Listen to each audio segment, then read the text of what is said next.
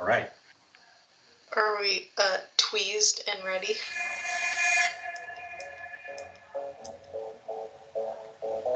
Some special guest action. Oh, shit.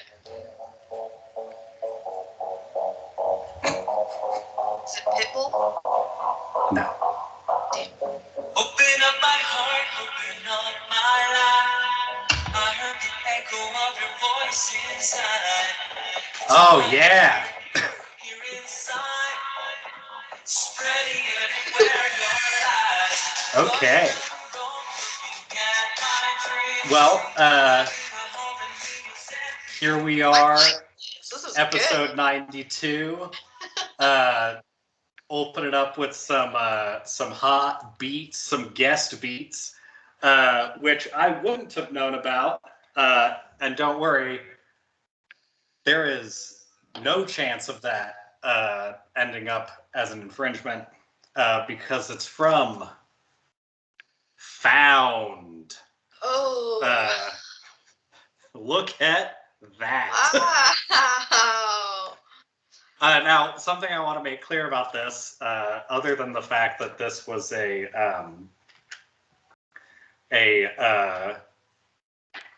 magazine given to my roommate by his very religious Polish Catholic father over the weekend, is that this is current. This is some current issue Found magazine. So search, discover, and find. Never lost. You can see it right there. No, Found. Now, is this the size you would expect for a walking around crucifix? That's. I mean, it's a little larger than the backpack, so maybe not the most convenient. But you know, if you want it to be a statement piece, then It is fully painted with blood included, so that's pretty cool. That is the whitest Jesus I've ever seen, too. One of the reasons why I kind of wanted to bring this in, number one, this is a almost completely uncredited Spanish to English song that they have a lyrics page in here for, complete with where to find it online. Now, I did have some stuff for today, music-wise, but I wasn't loving it, and this came along at just the right time for me to be like, yeah, you know what? I won't lie, I thought you were playing a song from the Love Is Blind soundtrack. It easily could have been. Here, if you can get that QR code, you too can go access it. That's as much credit as I'm willing to give them. But they do have such excellent articles in here as feminists and feminism, and as you can probably expect, that's really insightful and good. It features a radical ex-feminist and their strong testimony against feminism as an ideology. Anyway. Cool. Yeah. Here, you want a good idea of where this religion is at. She is created in the same likeness of God and man. Score. So, damn. There you go. You know where you sit. It's below God and man. Anyway, so that's a fun way to start off. Now you should do the intro. Oh yeah, I forgot. Welcome to this week's podcast. This week's podcast will be brought to you by Minigame Escapism and Soup Disasters. This week's podcast is also brought to you by This Moment in Herstory and Toxic Manthropology. Oh God. I'm your host, Madison. I'm your other host, Jesse James. Welcome to our Conversational Leftist Mukbang. It's just a big pile of shit for this episode, so I hope you enjoy it. But first, let's go over what we're banging. Nice. You can go first, because it's the freshest. It is quite fresh. I have retrieved from the garbage a bag of black truffle potato chips that we got from the Basque Market here. Very excited to try these. I'll throw this in. Yes. I've got these Mediterranean herb chips of the same variety from the same place, so I'm excited to see. Yeah, I'm excited to see the quality of the chip, and I love black truffle, so yeah. Also excited for that. I have another chip. Well, I guess I have 3 kind of chip varieties. I also have a dill pickle Pringle action, which is always good. Pringle is a type of chip that is almost always like what I would call a crisp, most earnestly, where it's like, yeah, it's not a chip, but hey, you know. But dill on a Pringle is fucking delicious. Mm-hmm. Yeah. It's been a while since I've had Pringles, but they do have a kind of a melt in your mouth quality that most other potato chips don't have. Yeah. They kind of reconstitute into a mashed potato as it's going down. Yeah, that's how I would classify it, is another form of mashed potato. Kind of, yeah. And then my third chip variety that I've already gotten into a little bit is a crisp ramen snack, garlic flavor. Those are fucking good. It's pretty good. Yeah, it's kind of a lot for me just like by itself, but I think it'd be perfect as like a topping on stuff. Yeah. So crispy. There's a type that I think actually I got some while I was filming from the second location after Kirkland, and they were they were a brand of that that's pretty popular in Seattle, but they like turned them into little puck instead of having it be like a larger block. Like a mini ramen puck? Yeah, like little tiny pucks. And they have a like spicy barbecue one that's really good. Yeah. I really like the flavor of these. They're garlic, but yeah, they're pretty just garlic. And to pair with those things, I have an AHA caffeinated sparkling water that is citrus and green tea flavored. Those are pretty good. Yeah, I like these because they have caffeine in them. It's not always a sparkling water thing that you get. And then later, I'm gonna fuck it up with some apple sake or soju. Hell yes. Yeah. That sounds very good. Yeah. That's we've got a special thing that we still need to eat. We're gonna have to do it like when we're doing something here. But it's that thing in the freezer that we have not yet eaten. We still need to eat. The pizza that is wrong. Oh, yeah. Yeah. Excited for the pizza that is wrong. Do you have any other items in front of you? No. That's kind of my core. I have some sour gummies and a cherry vanilla Coke that I might get into later, but what? So I think this is off the screen for other people. What is that jug to your left with the topper in it? Is that? Oh no, further. That. That's a decanter. It's empty. Or no, it's a no. Okay. Well, is this technically a decanter? It's just a liquor bottle that I bought from Okay. the store. I usually keep it full of water on my dresser for my plants, but I need to refill it. And this is just drinking water. Okay. I like the vessel, but I got excited for a second thinking it was something more interesting. It's not. It's very boring. That would be a great vessel for some Batman of the Louisiana variety. I would love to try that at some point. Yes. Also, there's a lot more Mountain Dews out there that we can fuck with. I've got my standard. My water's over here on the side. This is something I already finished, but I do want to bring up this Huckleberry Rainier seltzer. These are fucking good. I will definitely get more of those in the future.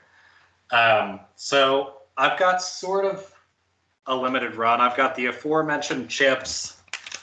I've got the last bit of these guys because they're still here and I'm gonna eat them. My main thing is this mushroom, spinach, and like cheap salami, but pretty good salami. It's still salami that comes in a box. It's just not like, it's not much except for salty meat. I've got this big mug of coffee that I made when we were getting ready. I've got a Rainier, which is, of course, one that my roommate bought. And I also took a little of this Zwack to liven things up. Fantastic. I really liked that when I tried it. Yeah, for when I need a Zwack attack later on. I got that ready. I think that is most of it. I've still got some care package stuff, so if you see me eating things like these intense dark chocolates or something, just know that I have infinite little drawers in front of me that I pull stuff out of. So yeah, there's just various snacks about. Yeah. This desk has almost too much utility. It's somewhat dangerous at this point, I think. Shall we try these chips together? Yeah, I think so. I'm anxious. First ingredient, tatas. Love the tatas. Yeah, it does appear to be a rip my corner kind of bag. Oh! Yeah, that's a good smell. All right. The truffle smell is very light. Yeah, the herb smells pretty light too, but you can see it's got a nice herbal remnant in there. Yeah, let's see if I can get in here. These look like some solid potato chips, though. You know, these are actually like kind of light, but very good. Also, speaking of things that are a little bit like mashed potatoes, these almost have that like soft enough to melt quality. Yeah. The black truffle's really good. I'm gonna have to save some of these for you to try. Also, these potatoes that they cut these from are huge. Yeah. I'll leave some in this bag, and we can try some of these. They did not skimp on the truffle, which I really appreciate. Yeah. Look. Oh, come on now. There we go. There's some visible herb on these chips. Nice. Yeah, I think this is just like truffle oiled, so there's not really any. No visible truffle, but really good. I think these have rosemary mixed into the oil they cooked it with, because it tastes like it's kind of like rosemaried up in there. I thought I saw rosemary in the illustration on the front. Yeah. I wonder what would happen if I paired this with a pickle chip. You're gonna have to put the truffle chip tongue side down, I think, or it's gonna dill you out. Probably. I might actually just have to. You gotta get a bigger mouth. Double chip it.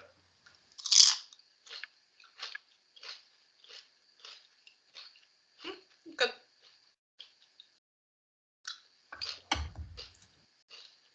These are good, but I have had more pickly chips before. Okay. Yeah, there's I want to say the Tim's pickle chips are like the most intense, and I usually rate from that in terms of like how much pickle I'm getting in my mouth. Yeah, those are pretty good from what I remember. Yeah. Here's a summer munchin idea, as most of my ideas are. Pickle chips, do a chocolate over the top of them. Oh. Make some chocolate covered potato chips, pickle style. I think that could be good. I like that. I could do that.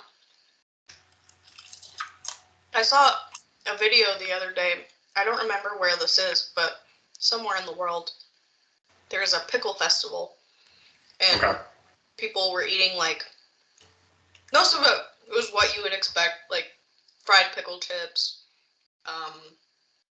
pickled salted fries, just a lot of like fried pickle shit, and then your standard pickle fest. Yeah, standard pickle stuff. But then at the end of the video, people were eating pickle ice cream, and there was something else that was like sweet but pickled. I can't remember what it was, but I don't know that I have seen a pickle ice cream before. I could give that a shot. Though I'm somebody who really likes heavy licorice ice cream. I feel like I might be the kind of person to like that kind of flavor. Yeah.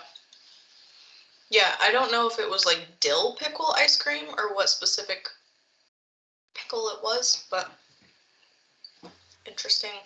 Now, are you saying iced cream? Just ice cream, not iced cream. Just checking. Yeah. Yeah. Just checking. Wait, how much was even in here? I might need more water. I can't imagine that tastes particularly bad. No, I think the ratio was fine. Now it's really fine. Yeah. It's got that benefit of that nice piss sound. Yeah. That's pretty good. Excellent. Well, how we move into some topics? Yes, let's do it. All right. So I think just right off the bat, not long after our last episode, we got a heaping helping of Joe Biden doing his incredibly underwhelming State of the Union. Yeah. Where the fuck did I put that? I did not watch a ton of that. I couldn't make it. Yeah, because it was. Is that on my? I think I made it to like the first weird standing ovation or first weird clap that a few people did at him. Yeah. And then I was like, okay, bye. I don't think I need to be here for this. That sounds about like how it would go. If I'm being real. A lot of weird claps, not a lot of things that fucking matter at all. Wait, Yeah. how did... Oh. Stand by. Oh.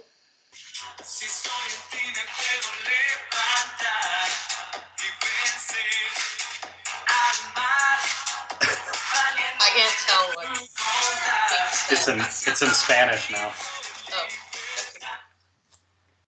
Oh. I tried to back up to see if I had accidentally gone over my Joe Biden tab with those hot beats, but that wasn't what happened. All right. So this is sort of a eating your vegetables, I guess, but I just wanted to go over the... this is based on Business Insider. These are their, like, key points to be gleaned off of Joe Biden's speech. Thank you, Business Insider. But I think that the key points that they're taking do a good job of showing how nothing the speech is. Mm-hmm. So, first off, the headliner for this is Ukraine taking the center stage and uniting Democrats and Republicans. Oh boy, isn't that exciting? Yeah. On Tuesday, Democrats and Republicans cheered while Biden said Putin, quote, met a wall of resistance he never imagined after attacking Ukraine. Great. Big, strong man president. That's cool. Biden reiterated the U.S.'s commitment to NATO and the post-World War II order. Whatever. All right, so we got that stuff. What are your thoughts on the whole Ukraine thing currently? Is it something you just don't feel like dealing with at all, or do you have strong feelings, or?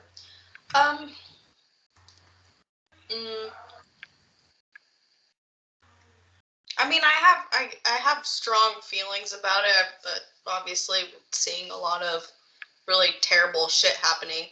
But it's a little bit confusing. I haven't really kept up with it like day by day, but I remember a few days ago seeing headlines of there being like some kind of peace talks between Ukraine's president, I keep forgetting his name, and Putin. Fuck, what's his name? Zelensky? Zelensky. There we go. Yeah. So, like, I saw that happening, and then they bombed the shit out of, like, a women's and children's hospital, like, either that day or the next day. So, yeah. I mean, I don't know. Obviously, bad shit is happening. Mm-hmm. And I don't know. I think, like, in my own brain, I don't think it really makes sense to appease Putin with any part of Ukraine, because it like, in his brain, what's there to stop him from, why stop there? But I don't know. It's fucked up. I agree with that. Like, I'm staunchly anti-war, anti-violence in general, but I also think that it's kind of, from an American perspective, it's kind of fucking gross seeing the reaction to this and, like, looking at our reaction to everything we've done that's similar to this, if not extremely similar to this. It does feel like I'm seeing a lot of, like, pray for Ukraine kind of shit. Yeah. Which, like, I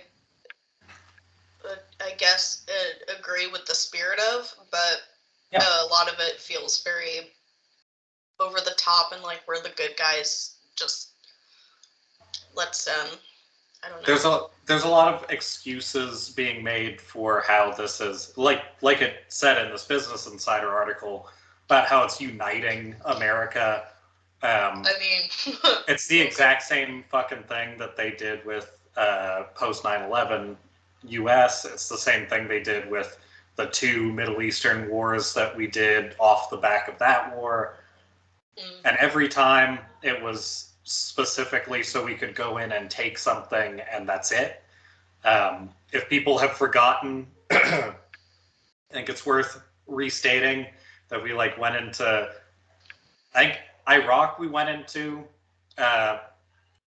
almost entirely based off of the idea that they had weapons of mass destruction. And we been there forever post that. I don't really have a time in my life I remember us not being in the Middle East doing that shit. Yeah. So feels very deja vu. Yeah. And the reason why the people who initially kind of got a lot of recognition from not entirely uncredible people when they were doing the whole 9/11 is an inside job thing, which is in itself uncredible. But the reason for it is that there was a lot of evidence that that was going to happen, and a lot of evidence that the people who did it were kind of the ones doing it, and they just let it go, seemingly. So, a lot of the speculation is more around the idea of, are people in our government so, callous / immoral to know that there could be, a real death toll and just let it happen here anyway? That's the realistic question, as opposed to, did our country put together a terror attack on ourselves, which isn't what happened. But anyway, it's really frustrating watching all this happen and having at least a passing knowledge and seeing a lot of the being in class when 9/11 happened and watching how everybody reacted but not really getting it, and now seeing everybody react in the exact same way, but it's just the same kind of weird zealotry put somewhere else, where again it doesn't affect us directly, but again it's the looming specter of nuclear attacks. It's the there's good people and bad people, and the good people are getting steamrolled and all this stuff, and it's it's not different. People are kind of right when they are criticizing it for people caring about this from the Ukrainian side because of our ties to shit, and then mixed with the fact that they look more like us. And I think that's true. It's sort of a white America looks at Ukraine and sees people who are more similar to white America. But I don't know. Anyway, it's complicated and frustrating, and I just wanted to add that in because it's been really annoying the shit out of me. Yeah. And it feels like there's a lot of people taking the tragedy of what's happening to people and just using it as an excuse to get pissed off at other people again and act like, well, it's our job to go clean it up, which ideally, that's what NATO and that kind of stuff would have been for before it got fucked over as a tool that, NATO itself is sort of a tool to keep Russia and places like that from having this kind of outburst, but letting the people who are in NATO have that kind of outburst. If you stuck around for the end of our podcast last time, we talked about how the U.S. has voted in a lot of UN stuff. This kind of feels similar to that as well, where it's just there's a thing we would like to point out, and there's a perceived enemy we would like to really lay into, so we just get the propaganda machine up and rolling, and all of our elected officials like to come out and tell us that evil is over there and we're good still. So yeah, anyway. I would say, or I was going to say that Biden's speech I guess some points you could award would be being less fascistic than the last one. Yeah. Which it was. It is. It is definitely still less. It is definitely less. Less fascistic is good. Yeah. I'll take it. But yeah, there's still a lot of framing of like, I don't know. Yeah, I mean, you said it well. The evil is over there. Don't pay attention to what we're doing, what we've got going on. So, yeah. But the second point they wanted to make in this is Congress shows solidarity with Ukraine. So you can kind of see Nice. This is what people care about right now. Of course, they have the they have the required representative Spanberger saying Vladimir Putin is a war criminal who invaded a sovereign nation, and also Mitt Romney saying people around the world have come together to amplify the bravery and courage of Zelensky and Ukraine. I think that this sort of points out the thing that is bothering me, because like I don't agree with what's happening on I'm very far away from Russia's side. I just don't think that we're doing a good job of like communicating a conscientious kind of like message. Right. And I guess the best thing I can put to that is this representative saying Vladimir Putin is a war criminal who has invaded a sovereign nation. You could put that for our president and America invading so many places between the turn of the millennium and now. Mm-hmm. And the fact that all of a sudden it's supposed to be a uniting force for everybody to like get together and like help everybody out, and it's for peace. It just fucking sucks. Like, they shouldn't be allowed to be this hypocritical and this like insular about how they talk about stuff. People keep talking about like the evil of nationalism when it does come to our last more fascistic president.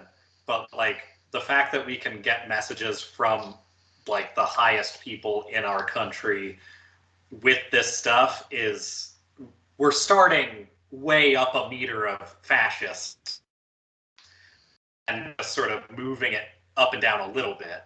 Yeah. As opposed to like Biden dropping that. It's just, it's adjusted it. It's a sliding scale of fascism. It's a sliding scale between like 85 and 95 as opposed to like an actual full scale for everybody. Right. I also wish that I was seeing a little bit more coverage about like stuff going on in Russia too. Yeah. And like from their perspective, like a lot of the what little coverage of like Russian soldiers has been is like they don't know where the fuck they're going. Mm-hmm. Or like what I think a lot of them have been told that it's like a training exercise. And then they get there and it's super it's possible.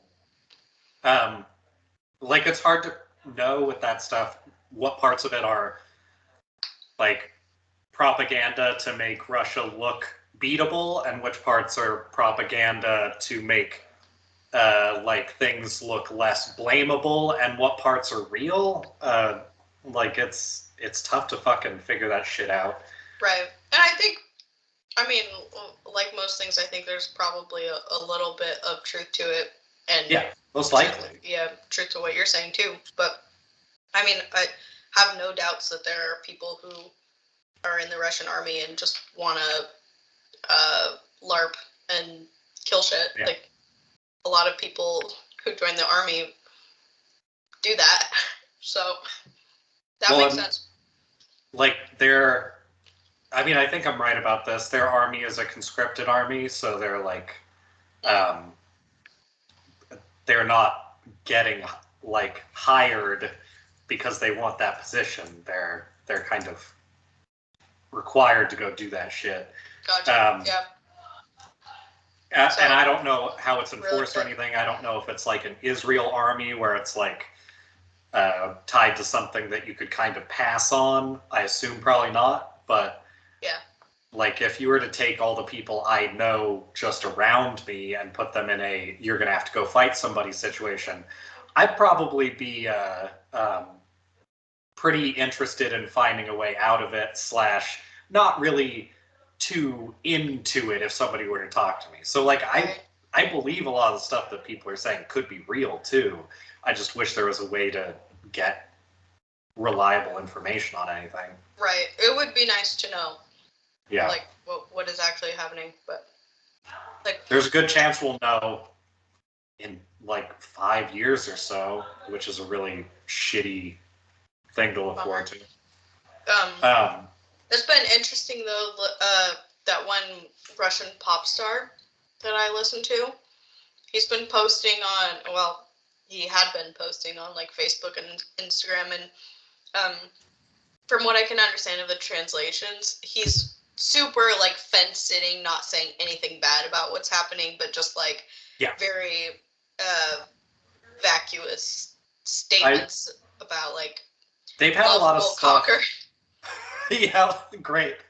Thanks. Love will conquer. Uh-huh.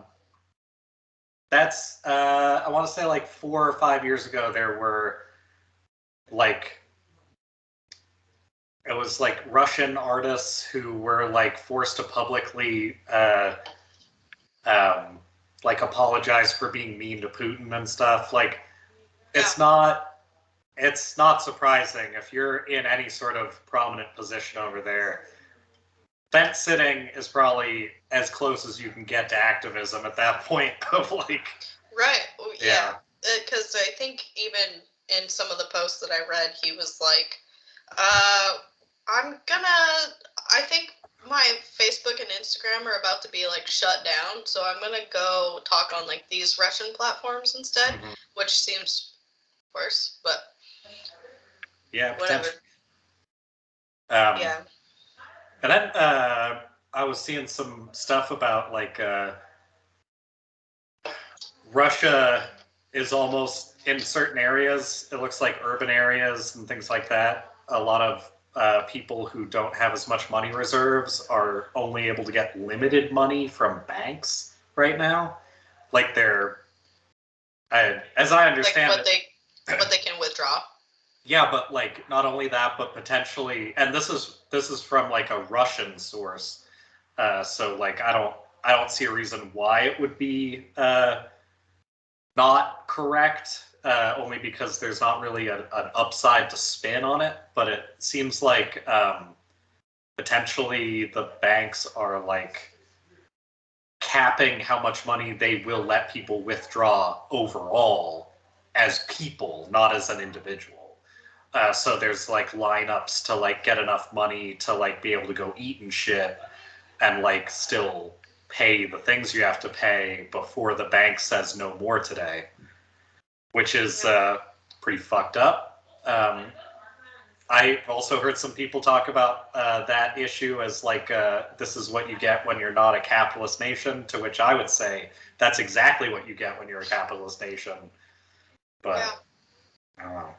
Anyway, that was pretty troubling to hear about as well. Not like everything else isn't, but. Right, yeah.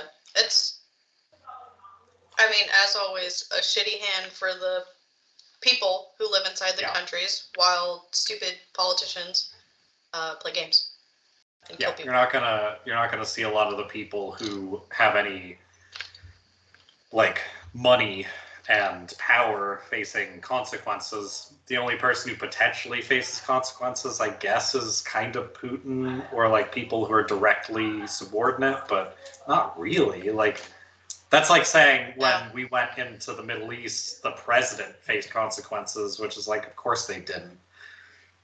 Nobody was ever going to hold them responsible, really. I don't know. Whatever. Hey, guess what the next thing that Biden had on his list of important stuff list is? Love is Blind. I wish. We should all agree the answer is not to defund the police, Biden said to cheers from even some Republicans. I don't know what the fuck that's supposed to mean. Yay! Anyway, another uniting feature of Joe Biden. Biden distances himself from defund the police further. Great. Like, I don't know. Like, the fact that people at all are cheering that really fucking sucks. Cory Bush had some stuff about how he didn't mention Black Lives at all or any of that stuff. He just mentioned not defunding the police, which is a good point, but also, like, of course, you know he wasn't going to do that. Their fourth thing is lawmakers ditch masks. Biden kicked off his first day of the union by noting that last year COVID-19 kept us apart. This year we're finally together again. Sounds like somebody's fucking drunk grandpa coming to like Christmas after 5 years of missing it and being like, finally together again. We're all together. One big happy family. Yeah, great job, grandpa.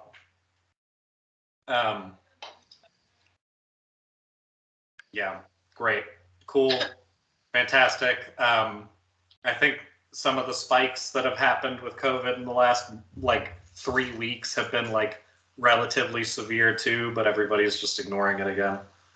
Kind of feel like that's how it's headed for the foreseeable future until I don't know. I have no idea. Biden says he's focusing on the economy, pointing to the American Rescue Plan, to, I guess, our roads and bridges are going to be cool, and then is he going to throw us a pizza party too? At least that would be something. I would take a government-sponsored pizza party. And then he said he was going to try to rein in inflation. Who gives a shit? Like, hey, I'm going to make it so that you can't afford things that are slightly cheaper. Cool. Democrats booed Trump's $2 trillion tax cut was a thing that happened at this, apparently. Yeah, I think I caught that part. Who cares? Like, he jabbed at Trump. That's another point they're making. He paid a tribute to his late son. That's another point. And then Lauren Boebert interrupting. Oh yeah, I saw that. Is the memes also a point. And then Biden touts his historic nomination of Ketanji Brown Jackson for Supreme Court, which I believe. Oh no, that's not the last thing. Voting rights being under assault, getting referenced. That is the last thing on this list. So I'm going to say, as a list of things to address, boy, does that not do anything for anybody. Yeah. Ketanji Jackson is fine. She is. Ooh, the stalk came off this mushroom. Ooh. Ketanji Jackson is fine, but she's also like. She was like involved in the Harvard School Board or something for a while. Like, she's not. She's fine. I'm glad that she's an option. It would be more enticing an option if it were 2 Supreme Court justices ago that this was getting brought up. That would have been cool. Yeah. Oh, but it's not.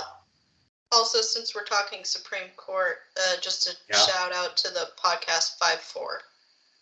People should listen to that podcast. Yeah. We've shouted them out before, and I think it's a good one still. People should listen to that. Yeah. You introduced me to that on this podcast before, and that's definitely. I think that podcast would appeal to everybody if they were looking for something.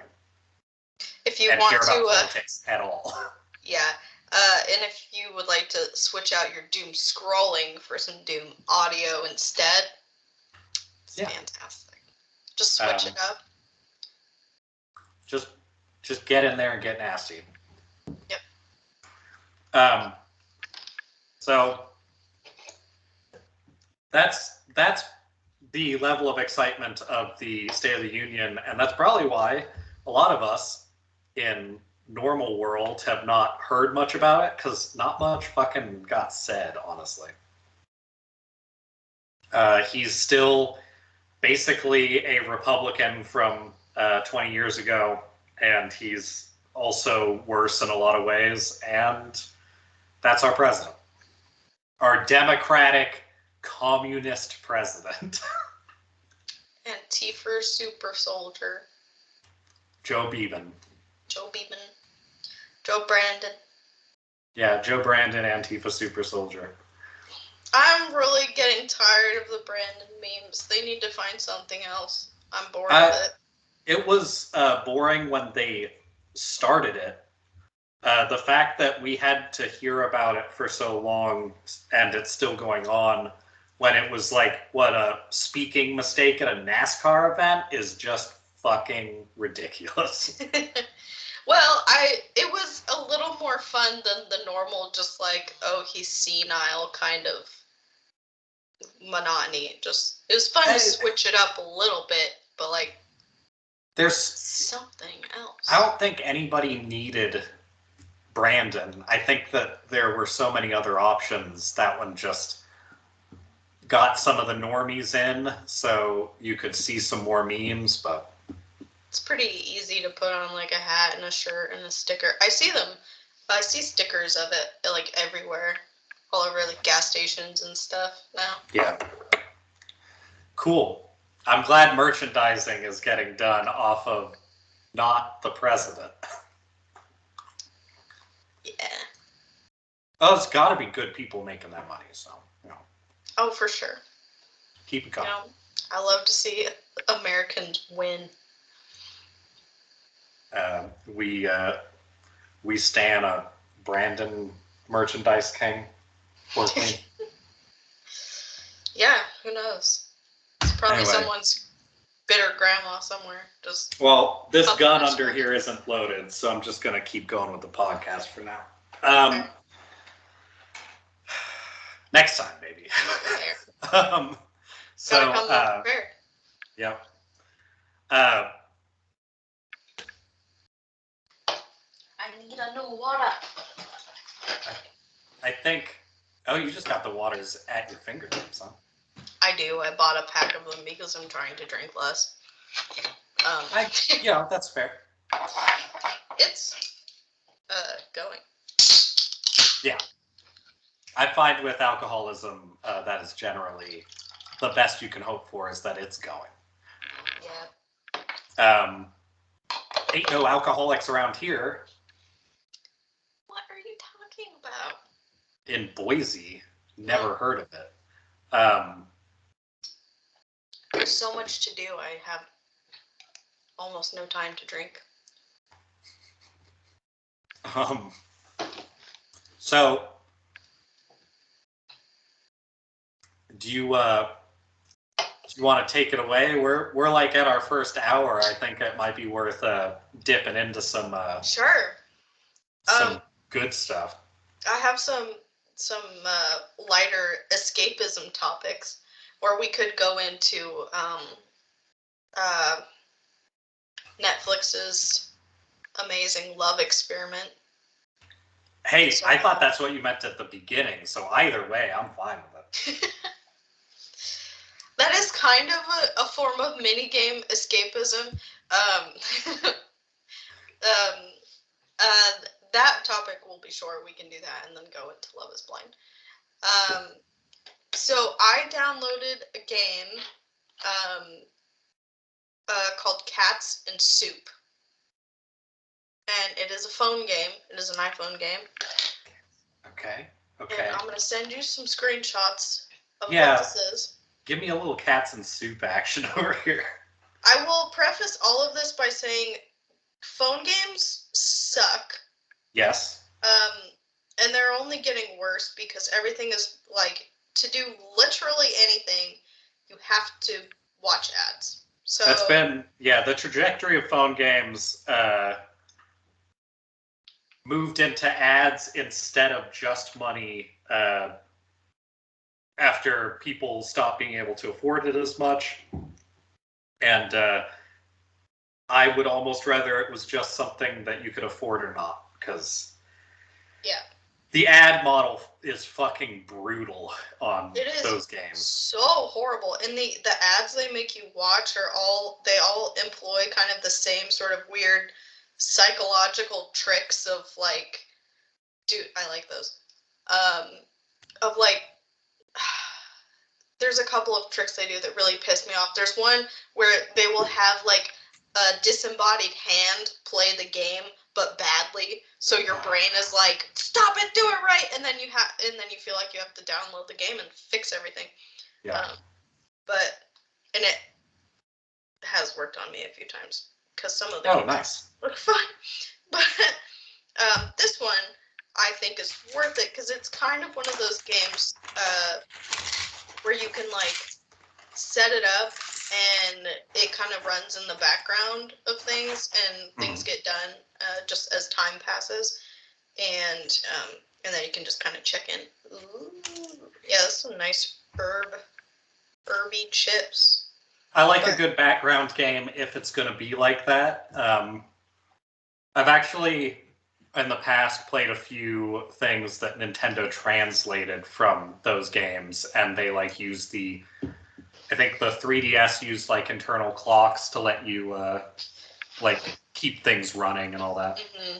I'm still trying to figure out exactly how the clock of this game works, but basically, it has a really nice, like really cute art style. Mm-hmm. And basically what you're building is a little town of cats who make and sell soup. And so I'm enjoying what I'm seeing in terms of the cats and the soup they're making. Yeah, also, is this cat on the cat face trampoline making soup? Or is this something else that's happening? No, that is, you can install like you unlock different little like, so see how everything is set up in a little circle? Yeah. So you can add stuff to your area in like little patches. And so right now in the center, you start the game with just a cat that he like stirs a pot of soup. And then you unlock a cat who chops carrots. So the carrot chopping cat that you have at level 84, that's a pretty good looking. Yeah. Honestly, so all the tasks that I'm seeing here look extremely satisfying to witness. Yeah, the animation is also really, and like the sounds, they're all really good because each one has its own, like, you can hear them chopping the carrots, and the one on the right, who I have in a panda costume, is shredding cabbage. So I was gonna say this costume, which you show in Bean. I named him Bean. This is Bean. That's is it always nighttime with fireflies? Not always. There's daytime too, and sometimes it rains. But does the rain interrupt their soup making? No. Good. They work rain or shine, which Alex has pointed out to me is very sweatshoppy, and he calls this my cat sweatshop, which kind of ruins it, but I still enjoy the game. Well, it's not that you're running the sweatshop, because you're not doing anything that's actually getting you anything. It's more like they do it for the love of the game, from the look of it. I think so, because like if you see from I think on maybe the last screenshot I sent you, on the bottom of the screen, you can see all the like soups they made, and there's one in the top left that makes different kinds of juice. So they sell like carrot juice and cabbage juice. Oh, That's a juicer that's over there? Yeah. A juice man? Is this cat's on the very top left, is its job to listen to the radio? No, that area, like the little palm tree area and the trampoline that you pointed out earlier, those are like little rest areas basically. And so they'll go do their job for a little while and then they'll go either jump on the trampoline or hang out under the palm tree and listen to music. So I would say, if you want to rebrand this in your head to be more palatable, this is a commune. What we're looking That's at kind here of what is, I was thinking of it as. Yeah. The only this thing. Is a yes. And actually, I think you're right, essentially, because like they make soups and juices that populate to the bottom of the screen, and when you tap on them, because you have to do it in time before they go on sale, which just gets you less money or they disappear. Is how you sell them to, I don't know who they're selling them to, but it just goes into your account and then you buy more stuff for them, basically. Yeah, this is feeling like closer to the Amish selling you furniture than it is to a sweatshop selling you goods. Because there's also there's no middlemen here. This isn't managed by anyone. It's just cats making money for cats. So right, so they can have dope costumes. This is the kind of thing where if you're not taking it from the level of being an app and you're just looking at storyline, having a little bit of like materialist vision on this can actually be very helpful, because they're not dealing with a cat boss other than you, and you're not keeping the money. You're just making it available for them to keep making more types of soups and juices. Yeah. So I would say, if anything, basically a co-op. Yeah, if anything, you are potentially at some point you could be drowning out the competition, but I don't think what you're doing here is bad. Now, they're just somewhere in the woods selling soups to I don't know who, but the deer.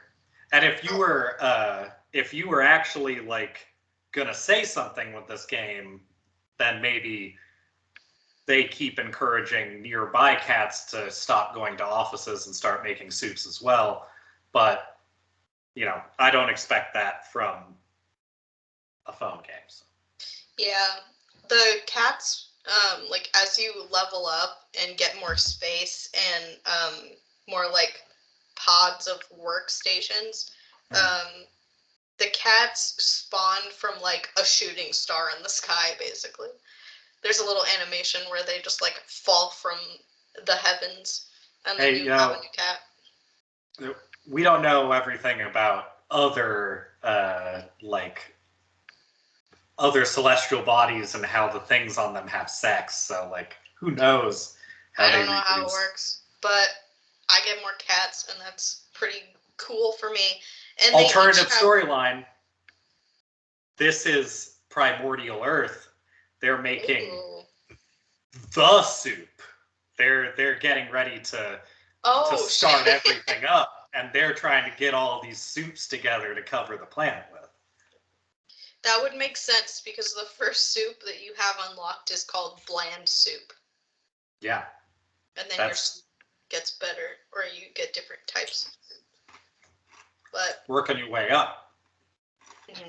The only thing about this game that directly contradicts everything that we just said is the fact that you have to watch ads to do literally anything in this game, which is really frustrating. Yeah. But it's still fun, and the fact that you only really have like a couple of tasks to do when you open it. You like pick up the soups and check on a few things, but it's cool. Like they have a bunch of different cat breeds. And so, like, on the trampoline in that last screenshot, I have a red cat. I don't remember what breed he is. But each different breed has like some sort of increased ability. So I think the one I have on the chopping carrots is that breed is like, I don't know, 0.5% faster at chopping carrots. Okay. And then the costumes have special abilities too. So like that hat makes them 25% faster at chopping carrots. Okay, so we're not getting too close to cat eugenics with this one. That's good. Yeah. No cat eugenics. You're not Just having to measure the cat skulls to see which one should be making the soup a certain way. No. They just tell you which ones are good at which things. And if some of them come in like trios, and once you have all three of that kind of cat, you get like 5% better at something. And like the one I have making the juice is wearing an angel costume, and that makes them better at juice. So. Oh yeah, it does. Yeah. Does the panda outfit help with shredding cabbage, or is that just because I you actually want? don't remember. I'll check. I only have the hat, the angel, and the panda. Oh, so the panda costume increases the trampoline effect by 20%. Oh. I don't know what that means. So he's better at relaxing because he's got a panda costume on. Yeah, the other thing that's kind of difficult to understand with this game is that there's like 3 different types of currencies, and I really Sounds like a phone game. Yeah, I can't really figure out what the hierarchy of them is, but like you get gold, and then when they relax, you get like energy icons, and then there's a third one that's like a gem, and you can use that one to not watch ass. Yeah. So, ooh, I just unlocked a new. Ooh, I unlocked a fish pond. Okay. And I think you can feed them fish. That makes them happy. Can you hold the sound of the stuff they're doing up to your microphone? Yes. Let me... Whoa. Oh. Jaunty. Yeah, you can also use... I don't want to fish right now. I just want to put the pond up. Okay, let's see if I can get close to a...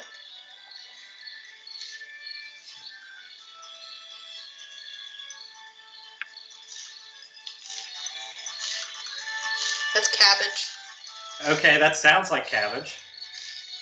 Over here is carrot cutting. They keep stopping when I... All right. Yeah.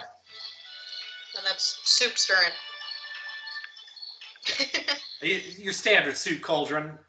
You want to get that sound in there. Yeah.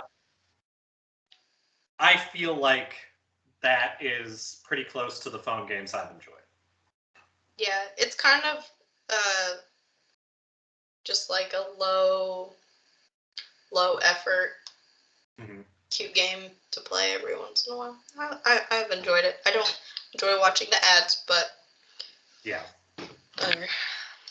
that's in the world of potentially problematic games. I don't see much wrong with the cat farm, but I have been playing like strategy games when I'm like not doing other shit lately, and one of them is they put up XCOM 2. I mean, I'm still playing Animal Crossing because I do all the time, so I can make new houses good. Lately, I've been having Sanrio characters show up and building them houses. So that's been your Animal Crossing update. But I can make a karopi like foods, like jellies that look like frog heads and stuff now. That's pretty good. Yeah. For people who didn't know, Animal Crossing added farming and cooking and stuff at the beginning of the year, so it's, I don't know, it's real good.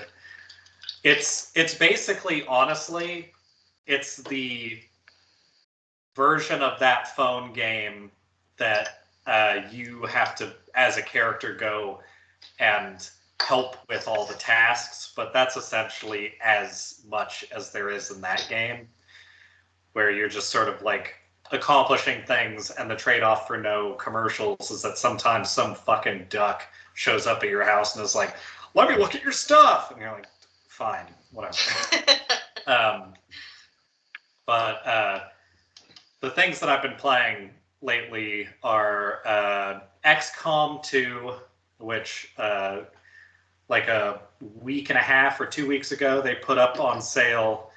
It's XCOM 2 and the expansion, which is essentially an entirely different game. And they sold a set that was both of them for the Switch for $5, and it would normally be like $100. So I got that, and it's a lot of shit. Like, it's really good, but it's also like, it's made by the people who bought up SimCity, and they can't code for shit. So like their games have like memory leaks and all kinds of shit that slow them down over time. But it's still it's a decent game. It's like a grid, and you're having to move around like soldiers to fight off aliens and stuff.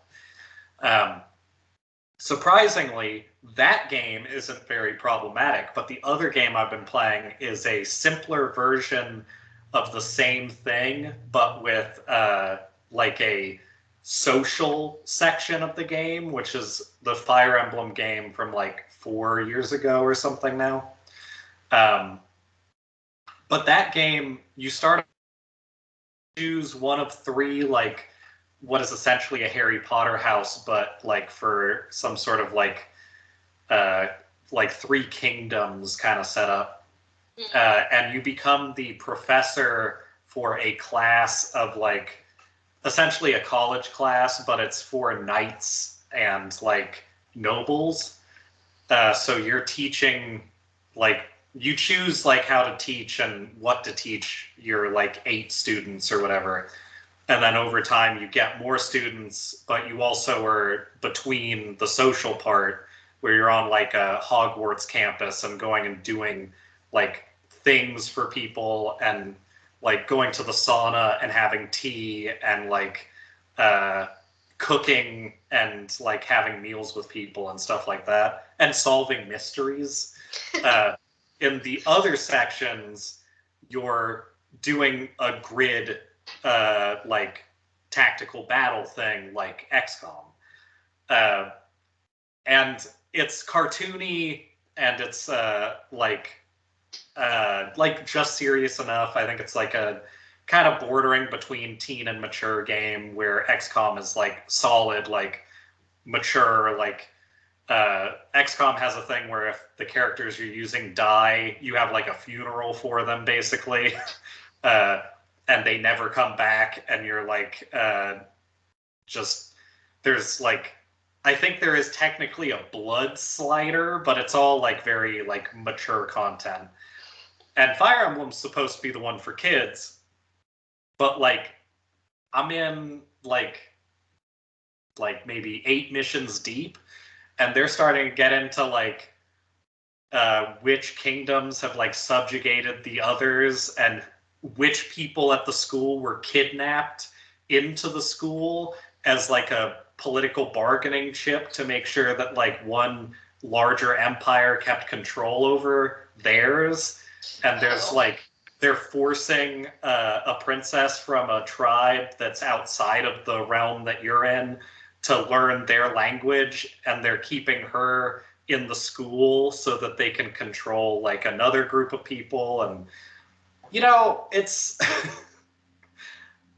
every section that I'm getting to is a little bit more like, it's not necessarily super normalizing. Like, you're not getting the feeling that like this is how it should be, but it's also like, hey, this like 25-year-old woman who's basically just been a like a lady who does swords good, and also like you talk to her about like I don't know, chess or whatever a lot. In this last chapter was talking about how she's gonna become the like next empress and is gonna have to really change things and like adjust like who leads what. And it's like, I don't know about I don't know about this shit. Anyway, that's a little video game minute on the shit I've been playing. Turns out XCOM, you're just trying to push out aliens who have come onto Earth and are like obviously like an evil force that's trying to like keep humanity at bay while they like mine out all of the materials and then leave again. It's very cut and dry. Like they're the colonial power and they're stronger and you're the like resistance force. Very clear cut. You can go in, shoot all the aliens you want. They're like, human scum, and you're like, yeah, exactly. Let's fight about it. In this other one, it's like you find some bandits and they're like, we're taking fish from this like merchants guild because we don't have enough fish to eat and we're fucking tired of it. And you're like, I guess I'll kill them. So yeah. Interesting shit to play next to each other. Yeah, you would expect it to be the opposite way. Yeah. But well, and then you're also like low-key trying to fuck a lot of these people in Fire Emblem, and there's none of that in. There's literally like in XCOM, there's a meter that you slowly are building up where certain soldiers become good friends and they can like help each other out to like run further and like boost each other onto buildings. And in the other one, it's like you're building up the same kind of meter, but at the end, it's like, you gonna fuck or what? So, yeah. I would honestly switch the ratings on those games, but that's just me. Yeah, well, we don't find colonialism to be as big of a problem as thanks.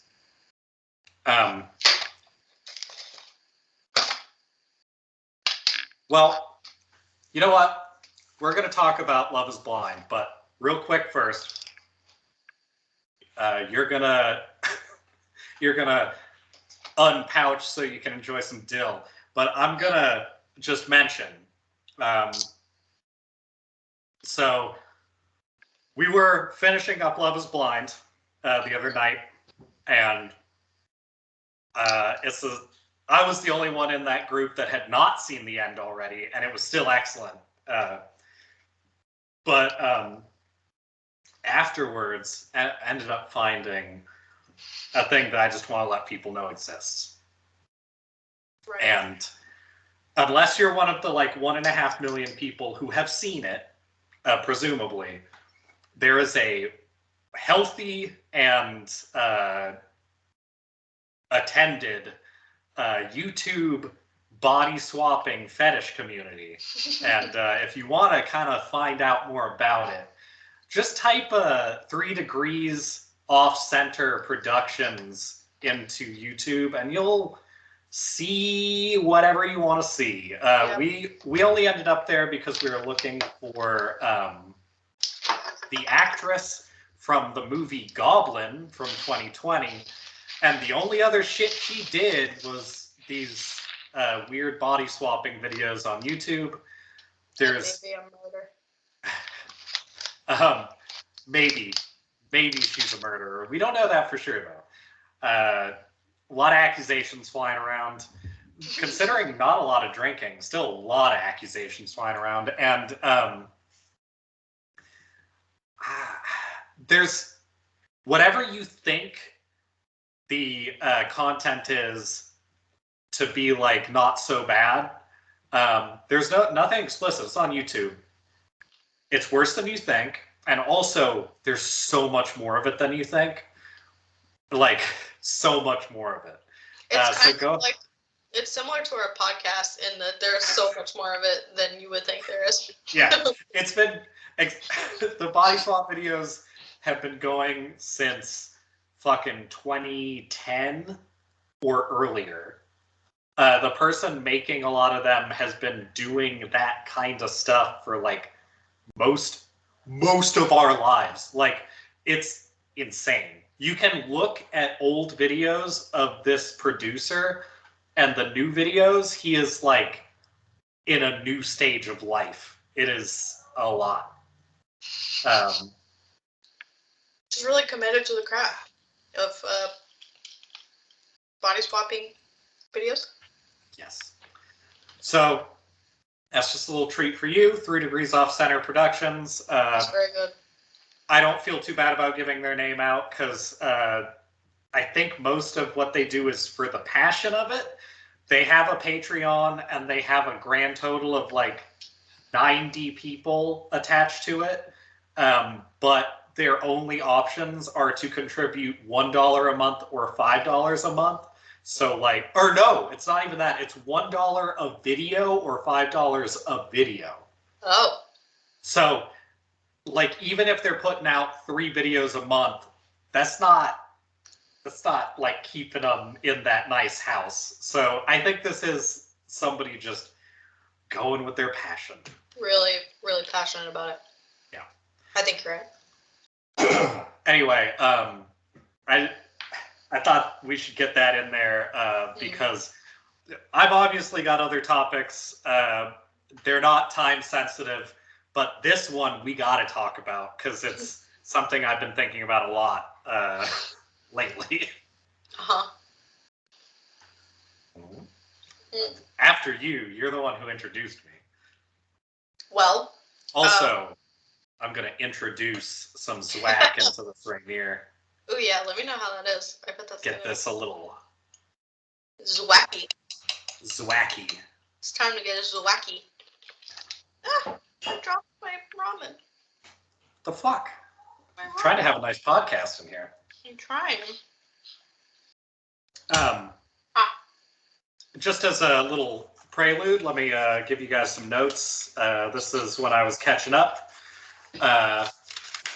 Just some information that I needed while I was watching Love is Blind the whole like second half of the season before we watched the rest of it. Yeah, the corn costume of honesty. Just a little action, a little bit of that stuff you need to know when your love is blinding. Just keeping it real, you know? Exactly. All right. Well, if there's one thing that Love is Blind is good at, it's keeping it real. Yeah. Very, very too real at times, even. Some could say. Yes. Might say. So we finished watching through the second season of Love is Blind. And I forget, have we talked about like earlier episodes on here? Not really. Like you mentioned you were watching it, I think, 2 episodes ago, and barely. I don't think we went over the characters at all, though. Okay, I was just trying to figure out. Last episode, I tried to bring it in a little bit, and you said you wanted to wait till we were done. And right. I think that was the right choice. Okay, yeah. So, just a brief overview for people who don't know about what Love is Blind is. They take 30 people, 15 dudes, 15 girls, and then essentially do like a weird blind speed dating, except not really, because they sit and talk for hours in these like adjacent pods, but they don't see each other the whole time. Yeah, speed dating is relative to what they're editing, I think. Yeah. I mean, it's speed dating in the sense that they're proposing at the end. Yeah. That's pretty speedy, but the rest of it feels kind of long. It's I guess they're not obligated to propose to someone. I think at the end of it's hard to gauge how long that like time is where they're in the pods together. It seems like the process for getting people for this show is basically like, are you an attention hog? Yeah. Are you hot enough? Like, are you typically hot enough? And are you like convinced that you should be desperate to find somebody. That's like the criteria. Right. Right. So they have these people talk to each other until they fall in love and somebody proposes. And I think this season follows like 5 or 6 couples. I believe it's let me hold on. I got stuff pulled up here. I want to know how many couples we started with and how many we finished with. So it's 6 couples at the beginning of the post pods. Okay. And then technically one couple is gone after like an episode or 2. they don't make a night post pods. No. They kind of like talk a bit after that, but it's pretty clear that couple doesn't make it. And that couple consists of one of my favorite people in the season, Shayna and Kyle. And the issue with Shayna and Kyle is that they find out in the pods that Shayna is actually very religious and has a deep emotional connection with Jesus. And Kyle is very, very much an atheist. And so that's something they go back and forth on. And Kyle proposes to her anyway, and she says yes anyway. So I just want to update. This will mean more to you, obviously, than anybody else. But Shayna did announce an engagement 2 days ago. Really? Yeah. Shit. Okay, I don't know anything about that. Is it just someone on the show? No. Here, okay, let me thank just. God. Yeah, exactly. I'm just going to go ahead and shoot this over to you so you can view this dude. And as you're viewing this dude, go ahead and think about the criteria that she needs for him to be an acceptable option. And then look at him physically as well. And he's probably the biggest douchebag. Wow. I mean, sure. Seems like a godly dude. Uh-huh. Seems like he knows Jesus. I don't know. Maybe he does. But hopefully she also puts him through the ringer that is sitting with her horrible, boring, weird pageant mom and intrusive brothers. But which is something they make Kyle do, and is one of the highlights of the season, where I think it's one of her brothers asks Kyle if he knows our Lord, or how does he phrase it? He's like, God, do you know Jesus? And Kyle's like, what? Oh, that's what he says. I don't remember if it's do you know or do you have a relationship or what's your relationship, but it's with our Lord and Savior Jesus Christ. Like he says the whole thing. Yeah, I think it's do you have a relationship with our Lord and Savior? And Kyle is like, what? And they're like, oh, Jesus. Do you love Jesus? And he's like, nope. Nah. Nah, not really. And then Shayna does her weird. Shayna has like a condition where she just like squints through her eyelashes for most of the season, and like purses her lips, and it's really horrifying to behold. You've got it down actually really well. Thank you. It's the if you were working at Starbucks or something and you saw somebody doing that in the Starbucks who did not work there, you would go in the back and wait for whatever was going to happen to be done. Like that's the face that she has. Yeah, she does a lot of like somewhat accusatory squinting throughout the season, but especially in the last episode, in the reunion episode. God, that reunion episode was very good. It was really good. So, okay, anyway, that's one couple that clearly doesn't make it. I think they call it even before they do any sort of like wedding planning, really. Yeah. And then the other 5. Yeah. That's the one that ditches halfway through the season, and then there's one like beach party that Shayna goes to after that, where she's trying to stir up shit with our next couple, which is Shane, not Shayna, but Shane and Natalie. That's right. Yeah. Shane and Natalie were my favorite couple to watch, not for any good reason, but because Shane is...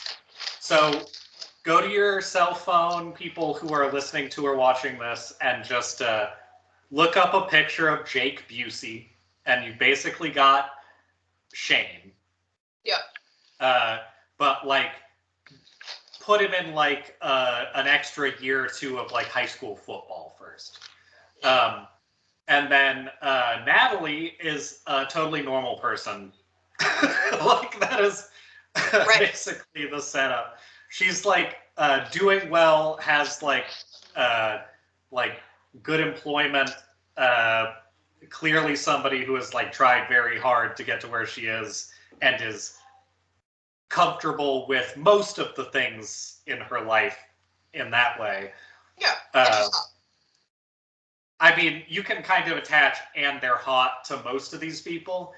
Like, I would even technically attach that to fucking Nick and Shane, even though, like, I don't think they are, but they are all classically attractive, which is what people are looking for in these shows. Sure. Yeah. Yeah. They're all TV hot. They're TV hot, yeah.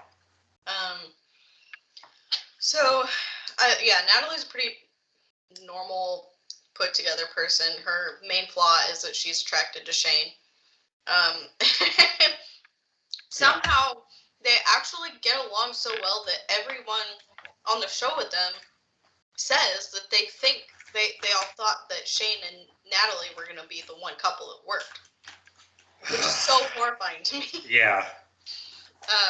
It does kind of prove, though, like, when you've got one of those couples where, like, one of them is just a real sort of generically, like, mentally abusive shithead, it can fly under the radar no matter how, like, reasonable you think you are about, like, how they're doing. Right. I mean, Shane's main thing is that he's just, like, incredibly emotionally immature, cannot deal with any sort of, like, confrontation. Or disappointment. As we find out later. Or, like, he has a really fragile ego. There are a couple of times in the show where he, like, jokes with Natalie and she calls him, like, I don't even remember what she says. So jokes about him being, like, not attractive or stupid or something, and he immediately just, like, gets sad and is upset about it. He was like, "You got it. You're just, like, not funny sometimes. Sometimes the you level just, of jokes, like, where, like, anybody who's been in, like, a normal relationship, you're sitting on the couch and somebody will be like, "You're fucking dumb." Like, that's a good night in, like, an actual couple, and he's just like, "What'd you say to me?" Like, instantly, like, just not okay with it. Exactly, and he always brings it back to her and is like, you know, sometimes your sense of humor, like, sucks. He just gets incredibly butthurt about any sort of humor like that, and he has this really odd affect of just looking incredibly coked up all of the time, and also adding to that, like, a weird, huge toddler energy. Yep. Like he looks like he's coked out of his brain. Like, he's constantly, like, like looking around crazy and stuff, and like not in like a I'm doing this because I think it looks good way, just in like a like fidgety way. Yeah, he looks like when you look into his eyes, there's really it doesn't feel like he has any sort of like self-consciousness about what's going on. He's just totally like reacting to external stimuli at like all times. Yeah, and not self-aware. Like I think it's kind of like overplayed to think that people are like on drugs. I think he might be, and if he's not, like he's definitely a drunk. So if he's not like coked out, then he has a very weird way of dealing with being like buzzed all the time. It's one of those two things, because he is up to something at all times. Yeah, I mean, and it really does strike me as like a toddler up to something. Mm-hmm. Like, especially in that one scene, there's one really famous part of the show where he walks into a pod,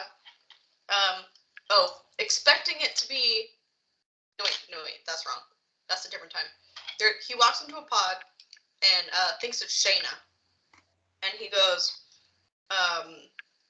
he just says hello. And then Natalie is on the other side and she's like, hi. And he's like, oh, fuck. What the fuck does he say?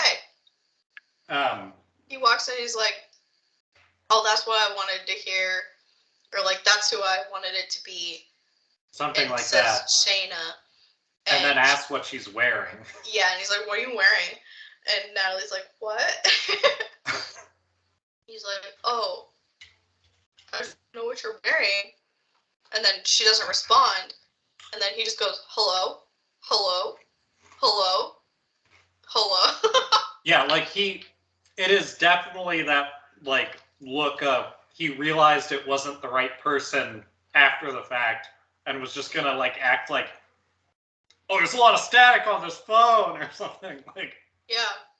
And then he starts, like, kind of rolling around on the ground and on the couch because he's uncomfortable with the situation. And then says just the perfect sentence, which is, I have to remember this correctly because it's so fucking good. He goes,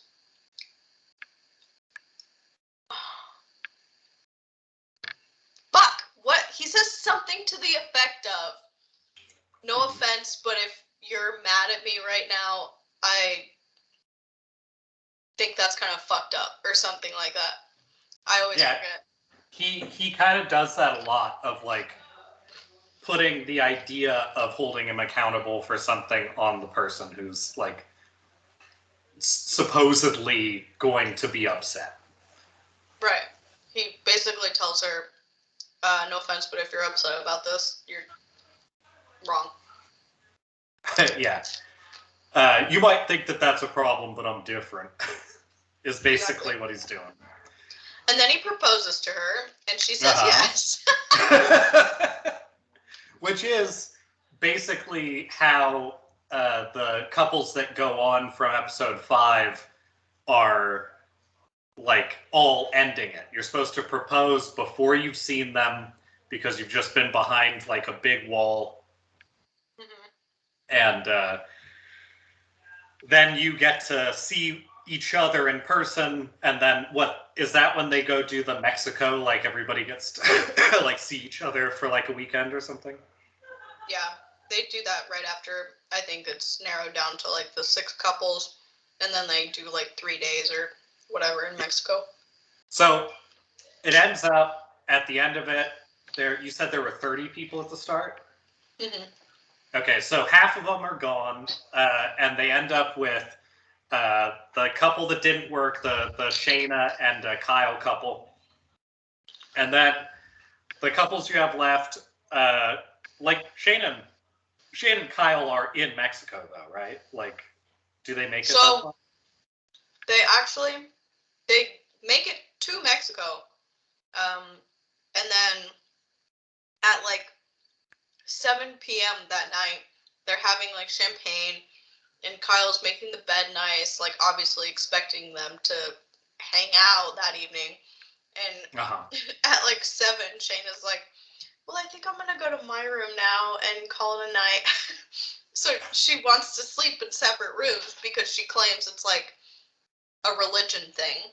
When this whole time she's been like basically like very heavily sexually flirting with Shane just all the time. So like that's not really it, clearly. And also, then she leaves in the middle of the night. She what? She leaves in the middle of the night. Oh, I don't think I caught that part. To get an idea of how Shayna acts in the show, she is like I would put it as like thirsty Tinder, basically, like throughout every interaction, unless it is like brought up that religion exists, and then she is like, she just like goes full religion instead. Like, it's really weird. Her then and she her claims family, like this really deep relationship with God. Yeah, her and her family feel religious in the same way that like fucking Duck Dynasty are religious, where it's just like, exactly. Okay, I guess, but nothing you do seems like it follows any of that. Mm-hmm. Very prosperity gospel feeling, honestly. Yeah, that's exactly how it feels. Yeah, she leaves in the middle of the night, and I think they talk like a couple of times back in Chicago, but she's not really around for anything the rest of the season other than showing up at that beach party to like cause shit. Yeah. And then showing up at the reunion.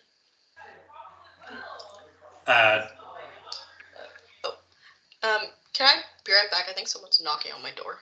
Sure. Let's see what that is. There's some business going on in the house.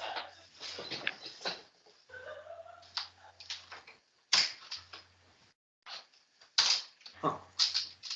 All right, let me make this so I can see myself again. There we go. I wonder what's happening over there.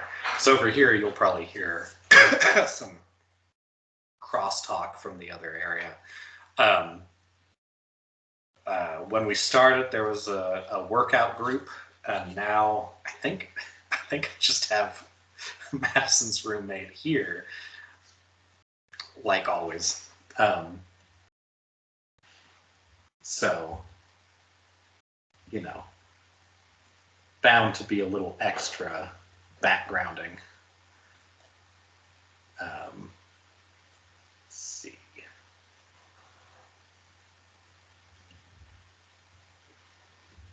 All right. None of those messages were important. So if you haven't seen Love is Blind Season 1, I haven't either. It didn't matter. Season 2, I can vouch for, though. The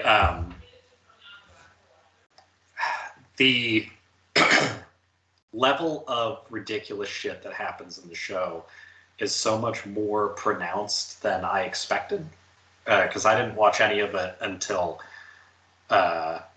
like maybe 2 nights before the last episode. So like I watched a little bit then, and then the other night we watched it, and I watched like basically the other half of the season leading up to it. So very new to it, and it's still quite good. Did you have something at the door? I did not. I don't know what that was. Huh. All right. There's a lot of conversation going on to the side, so I tried to see if I could tell. It seemed like that right before I left. Yeah. Anyway, so I was giving my general endorsements of Love is Blind. So I think the next most interesting couple to touch on after them would So there's not that much with Shane and Shane and Natalie in this section.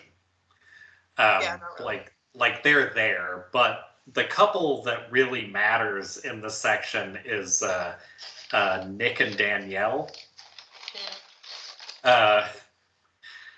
And so Danielle is like basically her backstory is that she used to be like chubby. Is that what it's supposed to be? Yeah, it's like when she was in school, she got bullied for being overweight or something. Okay, and she's not in this, and she seems totally normal. And like we said, everybody on the show is TV ready. Like it's not like she's gross. She's not gross, but I will say I do think that they shoot all of like every scene that she's in. I feel like they shoot it from a lower angle to give her like extra chins because like to like aggravate things with her. Or, I don't know. I think that's true. They definitely were not kind to her in their editing, and if their shots were also not kind to her, that makes total sense to me. But Nick is like a mid to late 30s guy who's like savagely uninteresting. And then his main like notable feature is that he wants to be very understanding, I feel like. and then what's her name again? Danielle. Yeah. Danielle is like what does she say she is? Is it bipolar? I don't think she ever actually names any sort of specific thing. I think she just kind of classifies herself as being like having a lot of insecurity issues. Okay. I think that's kind of what she just says. So she's they're basically all in like the hotel. I think like a 1-story like sort of fancier hotel with a central pool kind of thing. It is 2 stories. Oh, it is 2 stories? Okay. We know this because of what she says later. But it's just like a bunch of sort of private roomed areas with access to a pool, and then essentially the setup for that whole meeting is that you get to go there for, I think it's like a night or a weekend or whatever, and then you stay the night, but there's like a pool party in the middle of it, and meet like all the other couples.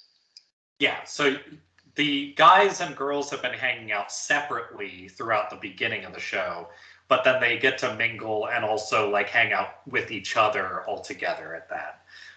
And which at this point is like people that you have either maybe proposed to or like said no to. Yeah. And have also like been your only like social outlet, but without knowing who they are for like a week or two. So it's like basically just designed to be something's gonna be awkward. But Danielle, like Nick is being very like understanding man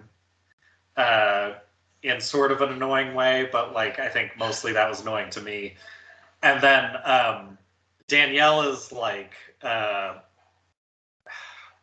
the sort of like we'll say something normal or like benign, and then say something that like undercuts whatever her part in it is, and then if somebody says anything, whether it's agreeing, disagreeing, or whatever, it is like oh, I see you jump to that conclusion really fast. Like that is her line of talking in every single thing she's doing.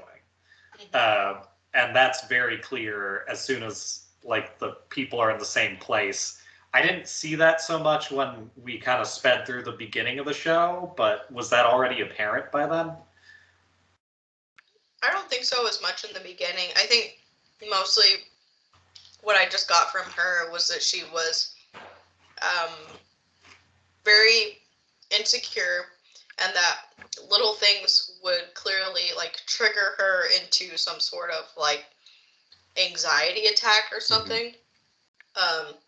So like the first night, or maybe it was, I don't know, the second night they're in Mexico, when they're doing the pool party, and everybody goes to meet each other.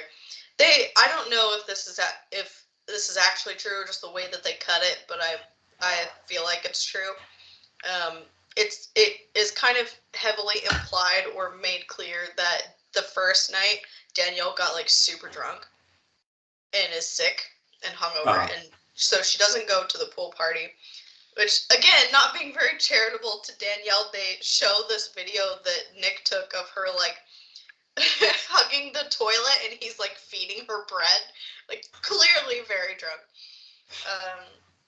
And so she doesn't go. And then he goes by himself and talks to people, and comes back later, and she is having kind of like an episode of just like extreme paranoia of like what he's saying to other people, or like him not being into her, and she mentions like sitting in the closet and crying and watching him from their balcony at the pool party. That's my favorite, is like not going to the pool party, but like being on the balcony, like watching it happen, being like, what the fuck are they doing over there? And I think that's the moment where you can see with Nick, he's just like, oh. Yeah.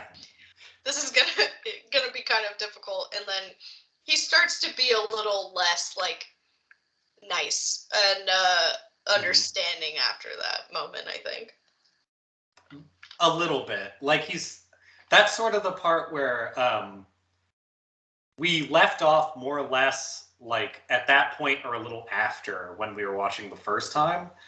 And when we left off, they were one of the like my favorite couples, because it seemed like it was going to be like at least an earnest but like difficult couple.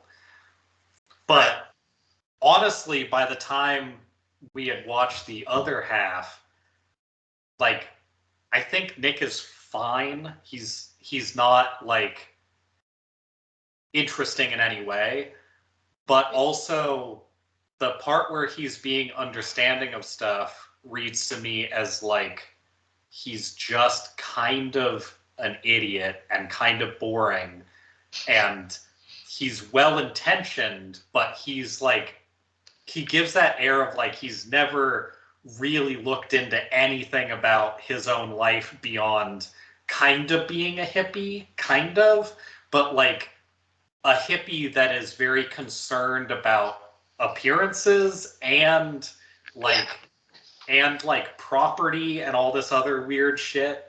He gives me like corporate hippie vibes. Yeah, it's like somebody who goes to work and doesn't wear shoes because it's more comfortable to work, and then other people in the office are like, what a free spirit. Like, that's what it feels like with him. He makes his own toothpaste. He's so interesting. Every time you have told me that he makes his own toothpaste, which they did say in the show, I have pushed it out of my brain within 5 minutes because I can't deal with how stupid that is. No, there's a whole scene of it, of Danielle and him getting ready, and he has it in like a little Tupperware container. And this was like the main redeeming thing for me for Danielle, was that she was like, that's stupid, we're buying toothpaste. And he was like, oh, okay. Yeah. But I don't want that. Just buy toothpaste. I guess that's what I'm saying too. Is like, I mean, I think his was like a baking soda, coconut oil, peppermint oil mixture. But I'm team Danielle, where she's like, that's too much work. Also, as team, my mouth tries to kill me, I would say there's things in toothpaste that are chemically added for a reason. And if you don't want to grow up and look like a British cartoon, you should buy toothpaste. Yeah. Well, I don't know. Maybe the look of a British cartoon could work for Nick. It would add some interest to his whole deal. I mean, like, I get upset about my beard sometimes because I wish it were more of a beard. But, like, Nick is the patchiest motherfucker on that show by far. Like, but he owns it. Yeah, he does own it. He does not care. Nick is, like, weather beaten in a really specific way that I think you can only be if you have that, like, I'm sort of a businessman and sort of a Burning Man guy. Like, yeah. He kind of, he does have the look of, like, just someone with a lot of sun damage. Yeah. Actually, yeah. Especially when he is literally getting sun damaged at his wedding. Yeah. Where he sweats through his tuxedo. Oh, God. So, I think there's still some interesting people on the show, but I think, like, it's Mallory and Salvador, right? Mm-hmm. They're a pretty, like, the stuff they try to insert into theirs for editing for their relationship stuff, it's like her family is a little bit more protective, and he is, like, sort of an artsy mariachi guy. And then, like, Jarrett and Ileana are, like, a pretty healthy couple. Like, they're just a normal-ass couple. Ileana's one of the few people on the show who I think is legitimately, like, hot. But, like, she's also not, like, their storyline isn't super complicated, so they go to it for, like, meeting parents and things like that, but there's not a ton to see there other than people being generally happy. The only thing that happens in their, like, whole between the pods and the wedding thing is that, like, he, like, goes and like, has drinks with his friends, and she, like, stays at home and reads, and they, like, play music behind it, which I will also say the music in the show is fucking garbage, but they play music over that scene that is, like, dramatic. And it's just her, like, reading and him, like, drinking with his friends. Yeah, it seemed like their main marital conflict is just the fact that Jarrett can't go out and, like, date other people anymore. Well, most of the way that they, like, present it isn't even like he's dating. It's like he's going to a club. Oh, right, yeah. And she's like, maybe not all the time anymore. Yeah. Then he's like, wait. I love the scene where he's playing video games and, like, talking to his guy friends, and she's just, like, sitting behind him, taking in how bad he is at this video game.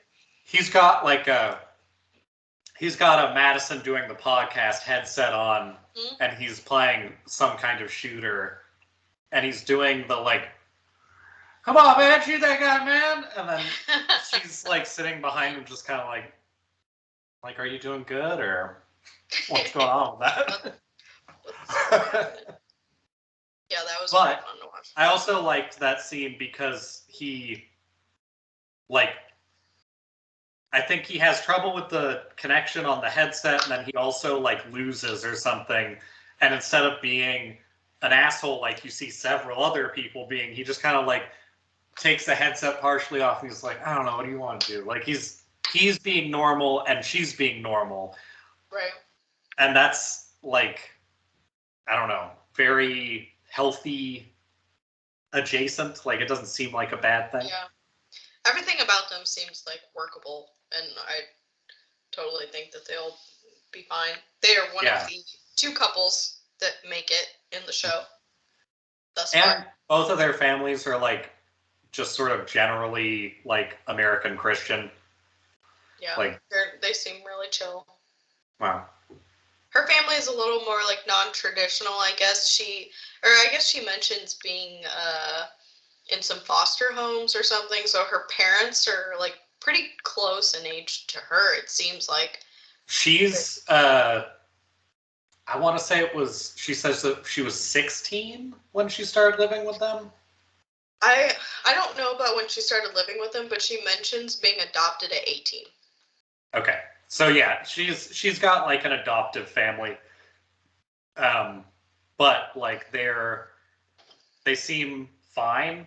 Like I would get annoyed by them just because of the way I am, but like they seem fairly like decent. Like just the fact that they are like okay with her after meeting the guy getting married and not knowing beforehand, as long as that's what she wants. It's like, yeah, they're not like super overprotective or like weird or anything. Right. For me, it just rubs me the wrong way whenever I see anybody praying, because it's kind of like, cool, do that in your own space. But like, it is their own space. It's just on TV. So. Right.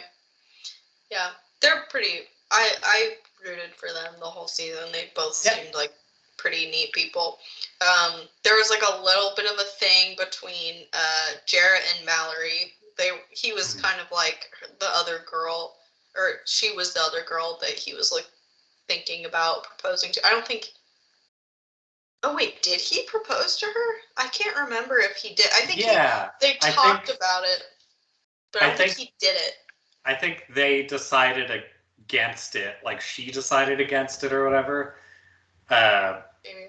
Yeah. But essentially, like, it breaks down to she refused his when it came up. But I don't know. I didn't. The first half of the show, or the first 4 episodes of the show, I kind of got shotgunned. So like, I only kind of remember bits of it. But it wasn't even really like bad blood. It was just sort of the like. There was the one scene in Mexico where they're kind of giving each other shit / flirting about like not getting together, and like I don't know. It came up as though it was an issue, but like the shit talking that Jarrett was doing didn't really like. I don't know. Maybe I'm an asshole, but like I've done at least that much shit talking with people in similar situations. Like I don't see that as a problem. I think it's like one of those things that I don't think it would have happened if they weren't drunk. They were clearly both really drunk. They were both drunk, and they had just met everybody for the first time like 24 hours ago. So like at that point, the attachment level to anybody is sort of low anyway, because you don't really know them yet. Yeah. I mean, I would, if I were in the position of like Ayana, I would still be upset at the shit that Jarrett was saying. But that's why I love Ayana, because they bring it up at the reunion thing too, and they actually make them sit there and watch it all together. And Ayana says something like, I don't have any quarrel with Mallory. Like, she's not my partner, so I don't care about her part in this. And I guess they had already talked, but, because, I mean, Jarrett said something like, that's not the ring you wanted. I would have gotten you the ring that you wanted. Like, that's kind of shitty, but I definitely think that's, like a product of the being drunk in a reality TV show kind of thing. Yeah, I would say getting turned down and then being in close proximity to somebody in a vaguely competitive show, it's not surprising. Like that is what they were clearly aiming for with that. So. Right. Yeah. I felt really bad for Sal. I think he got the short end of all of it. He just seemed like a really, like very much a romantic. He was singing her songs and all that. Sal is our sweet, artistic, boring prince throughout that show. Our ukulele soft boy. Yeah, like he's fine. I don't even like. I expected to have the problem with him that I have with like guys who play guitar in the park, where it's like, it just stop. Like it's not anybody else's problem that you play guitar. But like, he was good at what he was doing. He seemed like his persona did not lead to him like being aggressively annoying in public.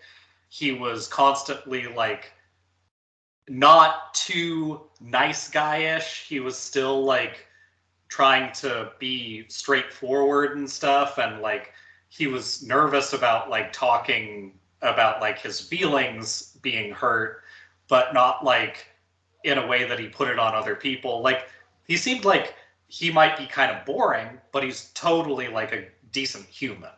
Yeah. And Yeah. if you're into that, he would be like a very good version of that, which it's too bad he got sort of the short end of the everything in that. But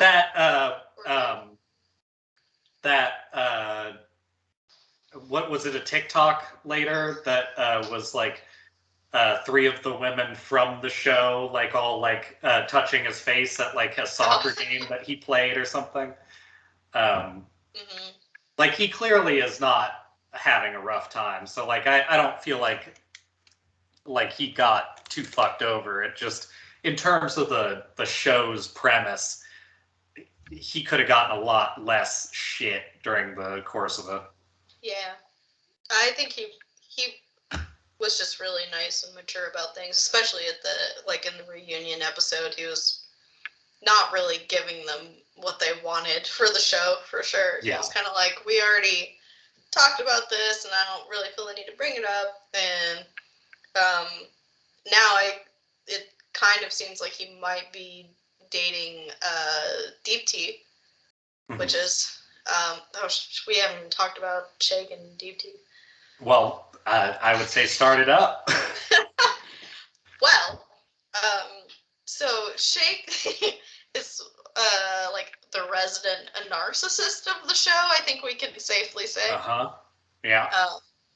His whole thing is, I am a veterinarian and I am into skinny white girls. Skinny white blonde girls specifically. Yeah, blonde, that was a big thing with him.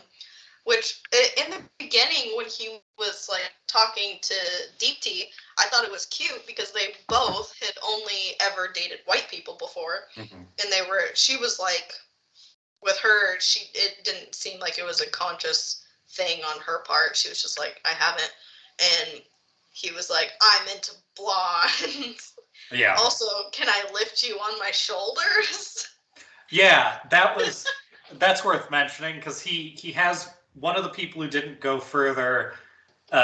He's talking to her and he's talking about like, do you want to like, what it was like, go running or something, or like hiking. Yeah, and she's like, nah, I don't. He was like, that's not really my thing. I don't really like go exercise for fun. And he like starts asking questions or something to like ferret out whether or not she's like, in his perspective, overweight. And then Deep Tea is like at least edited in to be the next person he talks to, and he's like trying to like figure out if she's overweight without saying it, and he does the like, could I lift you on my shoulders thing, which is it's cool. Yeah. Which also that too when he does that. Yeah. Which she should, but also like I make a habit of dating a lot of people who are smaller than me, and I'm large as a person, so like most people end up being smaller than me anyway. Of the people I could lift and the people that I wouldn't want to lift, it doesn't make a difference. So like I don't know what his like his whole thing feels like something he thought of on the fly, and it easily would have backfired. Like, Yeah. It totally would have, because he's just like very into his specific type of whatever he thinks is hot, which, as we find out in the reunion episode, he thinks is the host, the female host whose name is Vanessa Lackey or something. Yeah. Lackey. Yeah, which is funny because I'm pretty sure that at least like two of the other women on the show they seem like they would be smaller than Vanessa, but they're just like not his type, I guess. Yeah, like I could see Vanessa being maybe shorter than the other people on the show, but like Natalie's pretty small. Also, just noting, well, Natalie is not white, so he's not gonna be into that. Yeah, exactly. That's what I'm saying. Like, I'm looking at the list of people, like, the only person who meets the description of what he's saying is Shayna, who's there. And everybody else who's there, like, I don't know, like, it seems like he wants a very specific, like, kind of person. But the way he describes it isn't even necessarily what that is based on what he says. So, no. Right. Anyway, so Shake and Deep Tea get matched together, and that's kind of a mess right from the start. Right. A very confusing mess because he, like, when they meet each other, he immediately is like super into like telling her how hot she is, and immediately goes and like grabs her ass and is all up in there. And then like the next day at the Mexico thing, he's telling Jarrett when they're drunk at the party, he's like, I feel like I'm with my aunt. God, yeah. And he keeps that up through the whole season, being like, she's like a family member. Yet, I get the feeling towards the end that he probably would have gone through with the marriage, which is also really weird. Like, that's almost more scary because I definitely think he was going to, because he seemed like I mean the way he played it off when she said no was very like who dodged a bullet, but he didn't seem to have the balls or any sort of like confrontational ability to just like tell her up front what he was feeling. And as we see later, like, he is very confrontational and wants to be the center of attention. So I think he would have at least said, like, that's what I was going to say, or something. Like, he got caught off guard in a way that made it feel like he was going to do it.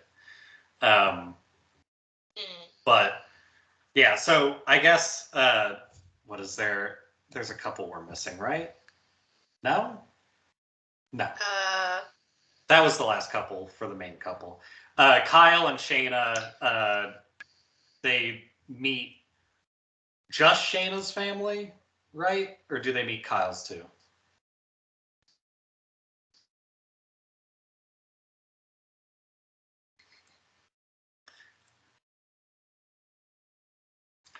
We've got a little bit of delay. Can you hear me again? Yeah. Okay. Yeah, I can. So, do they just meet Shayna's family, or do they meet trying both? To close anything that might be making the internet worse. Mm-hmm. I've also got stuff open, so I think it's possible. just Shayna's family. Okay. So yeah, after they do like a little bit of family meeting stuff, that's about it for them, and then they are more or less gone from the show. They have like a weird little get-together beach party where Shayna goes to Shane and tries to like get him to like double cross Natalie and go with her instead, but like very haphazardly. Yeah. Which honestly is the start of where I like watching Shane more, even though I still think he's a dipshit. I think that he's like, it's some in the base of what he's doing. He's not like meaning to be an asshole, which I think is why he gets so many like excuses. But like he is like, as soon as Shayna has done that stuff where she's trying to convince him to like not like Natalie and go with her instead, he like sits over there and talks to her for a while and then comes back and immediately starts telling Natalie what she was saying, and it's like, yeah, she's like fucking crazy. Which I like, yeah, okay, that works. Like, he's not being a scumbag, he's just a dumb doofus, which is fine. Yeah.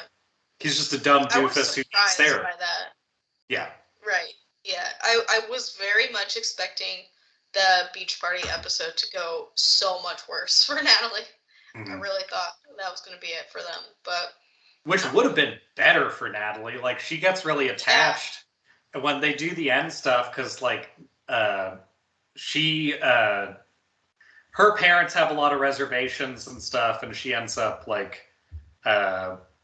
she's the one who cuts that off. But the reason she cuts off, so just for pretense, so people know what we're talking about, when they do the weddings, they have to go all the way up to the I do's, and then basically the woman goes first, and then the guy goes second, and they have to match up in order for it to like go through. Right. So like she does she says no, so of course it's like a big deal or whatever, but they have like a bachelor and a bachelorette party the night before where the remaining guys and like a bunch of their friends go out and do stuff. And that's clearly the catalyst of why they're not together in the last thing. And the reason is fucking great. And it's because fucking Shane like played baseball in high school or something. I think he said in college. In college? Okay, so he's played baseball for a long time, and everybody else, based on the editing at least, is like doing fine. They're like hitting. Also, the pitching machine is set to like lob it at them. Like, anybody could fucking hit that. And he's like goes up and does a lot of like, you know, getting ready. He's like, I think he's got his sleeves rolled up and like his dress shirt and stuff, and just whiffs all three of the shots completely. Yeah, which is really unfortunate. I mean, you would think it leads me to believe that he didn't hit anything, because you would think if it's their bachelor party, they would just stand there until he did. But he totally misses like all three pitches that are pictured, and then it goes straight into his like side interview about it, and he's clearly so upset, and he's like talking about how everyone else is like in slacks and they still are hitting it, and then he's like, it just sucks, man, but I love Natalie so much. Yeah, he's fucking pissed after that. He's just like trying to console himself. Honestly, so the thing that this show is missing that fucking Too Hot to Handle has, and to some degree The Circle, but Too Hot to Handle especially for like Netflix shows, is they're stuck in a place, so you get 24 hours stuff edited together. When there's like a handy or a blowjob in the middle of the night, it might be unclear, but you can tell what's happening, and they're like, yeah, see what's going on here. This show, like, I know it's probably a merit of the show, but they're not there overnight, so you just hear about the things that are like the fights that they have when they have like not cameras around, and that's the fight that I really fucking want to see. Well, there's a couple I really want to see, but that's the one. Talk about these. There are like 2 or 3 fights between between a few different couples that are like pivotal in their relationships, and they like really don't talk about them very much, other than like, yeah, that went bad, and they don't show anything. So it's like, I don't really know what happened. According to the Shane and Natalie fight, they have a fight, and at some point, he says, like, this is the biggest mistake I've ever made, or something. He tells her that she is the worst thing that's ever happened to her, and he also at some point says that he hates her. Yeah. So he's being a big like fudgy pants baby, and then she says something about like it being a mistake. So like they both have like their lines that you hear about later, but you don't see that. He also says something like, we should not get married, basically. And then Sal and Mallory have like an ex show up that Sal was dating. It sounds like casually, like in the half a year leading up to the show, who like shows up in the middle of the night at his family's house and like throws a fit of some kind, and it's really unclear like what that is, and you don't really see any of the actual argument between Sal and Mallory. It's just sort of like it cuts to here's the next thing that's happening, and Mallory's like in the bedroom reading or something, and he's knocking on the door being like, is it okay if we talk about this again? Like, can we try talking about it? And like you don't see any of the actual like turmoil, like they talk about it and it's okay. But like that, I really want to know what the fuck happened. Like, this person showed up at his sister's place, and like, which really bothered Mallory, that she was someone who like knew his family. Yeah, so it's interesting. I'm not sure, but it's not that material because they don't end up together. But it is like kind of confusing, like what the situation is with that. Yeah, it's hard to tell how much of a role that plays in them breaking up, because I think like when Mallory finally kind of calls it off at like their weird picnic date, she doesn't like, that doesn't seem to be one of the reasons. It for her, I think it seems like more of a like compatibility thing. Yeah. But I liked her through the season, and then I saw on TikTok someone had made like a supercut of different things that she said. Some of them were during like the being drunk at the bar with Jarrett, but she does a lot of like, I'm a guy's girl, and I just really want to like watch sports and have a guy like do nice things for me and like tell me that I'm beautiful. She says I'm a guy's girl a couple of times, and that I was just like, okay. But okay, well, I liked her less after the show. So. Gotcha. I feel like she is an exceedingly normal person. She seems but like also she works a lot, but that's the only real vibe I got from her. I don't know. Like, she's fine. She's got like sort of I would say, even in the context of the show, like a little like overprotective family. Yeah. And like, I don't know, unlike like Deep Tea, I didn't get the feeling that she was like held up as like the avatar of her family. She was just kind of like, yeah, you know, we are protective of her. And yeah, I don't know. I've had a lot of friends who I think have a very similar personality to a Mallory from the show, and in almost exactly the same way, the sort of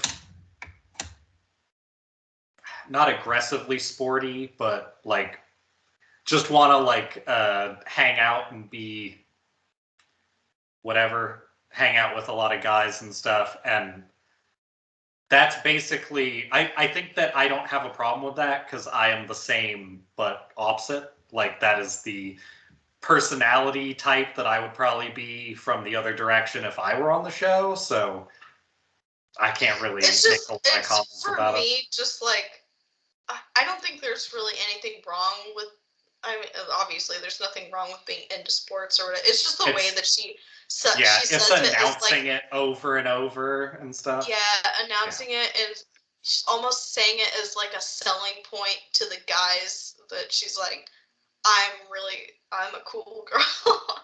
Yeah, it's a little bit of that it's not manic pixie, but it is that same feeling of like it's manic pigskin dream girl or whatever. Yeah, it is a little bit like that. But I mean, other than that, she seemed fine, and I was kind of rooting for her and Sal because it seemed like they had a decent amount in common, and she appreciated like his kind of artisticness, and I forget where his family was from. I want to say he was like Puerto Rican. I can't remember, but her family was also Hispanic, and they both ended up they lived in Chicago, both of them, and just had never met. So I thought that was kind of cool that you were from the same city but never met. Now you're on the show. Like I thought that would have been a cool story, but yeah, and they had a lot of sort of, at least seemingly, they had a lot of growth over the course of their half a season or whatever. Just like it seemed like she was progressively getting more and more comforted by the way that he was, and if anything, it seemed like he was sort of not willing to compromise on stuff when it came to getting married, which I think is smart. But he definitely ended up having to be the person who was making that decision and sort of the bad guy at the end of it, just to keep it from being what it was. Yeah, it was a bummer they didn't make it, but I think they handled it sort of the best out of everyone who ended up calling it off. Yeah,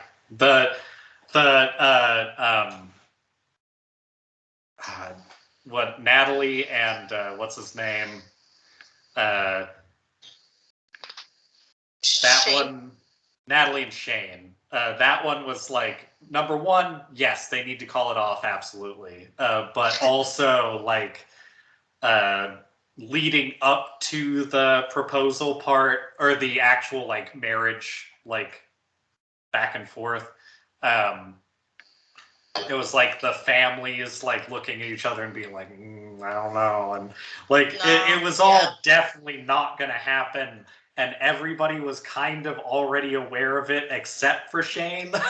so when she was no, he he reacted the way you would expect. He had a fucking meltdown and stalked around the chapel or whatever the fuck out where they were getting married and stuff. I was surprised that one didn't go worse. Yeah, no, that totally could have gone worse. And then but speaking of going worse, the reunion really could have gone a lot worse.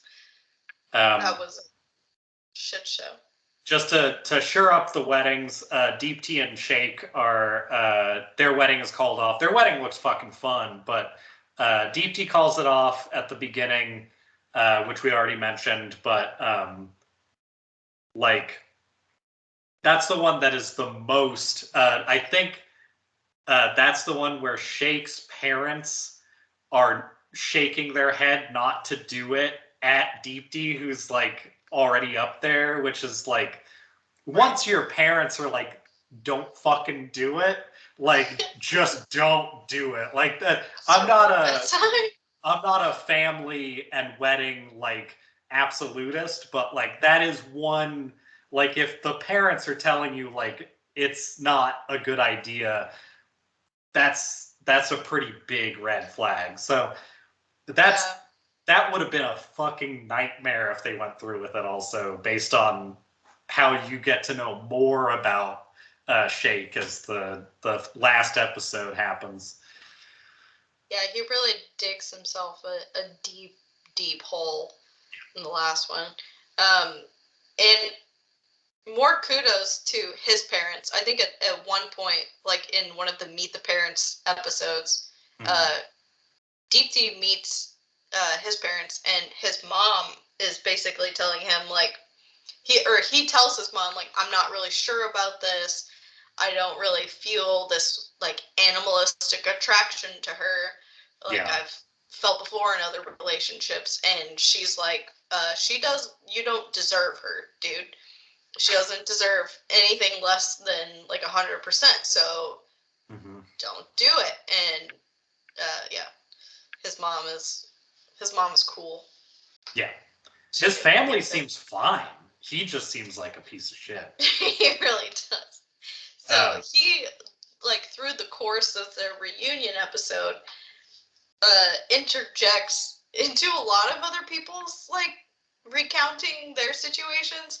Yeah. And everyone constantly is telling him to shut up because no one wants to hear from him.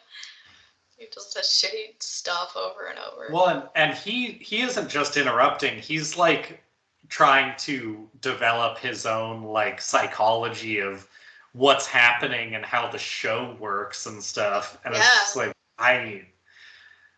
nobody watching the show either cares or is going to be dumb enough not to get why things are complicated in it.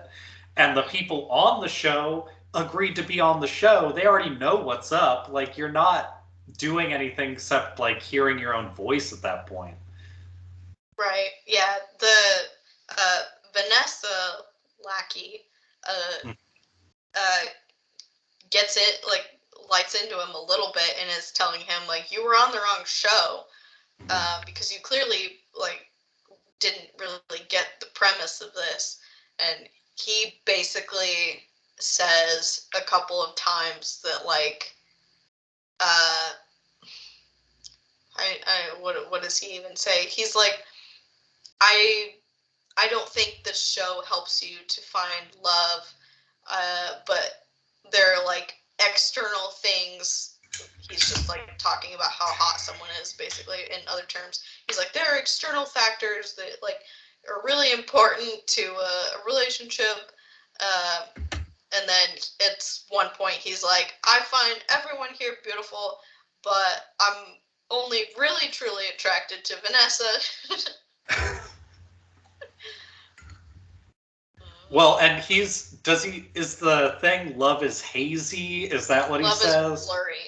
Love is blurry, which is just like, I don't even know what he's trying to go for. Like, he's clearly trying to make it a part of the like blind thing, but he's trying to say that like love has gray areas, but like that has nothing to do with why he had a bad time or why anything didn't work for anybody else. He's just like trying to figure out something to sound like he's figured it out. Shallow?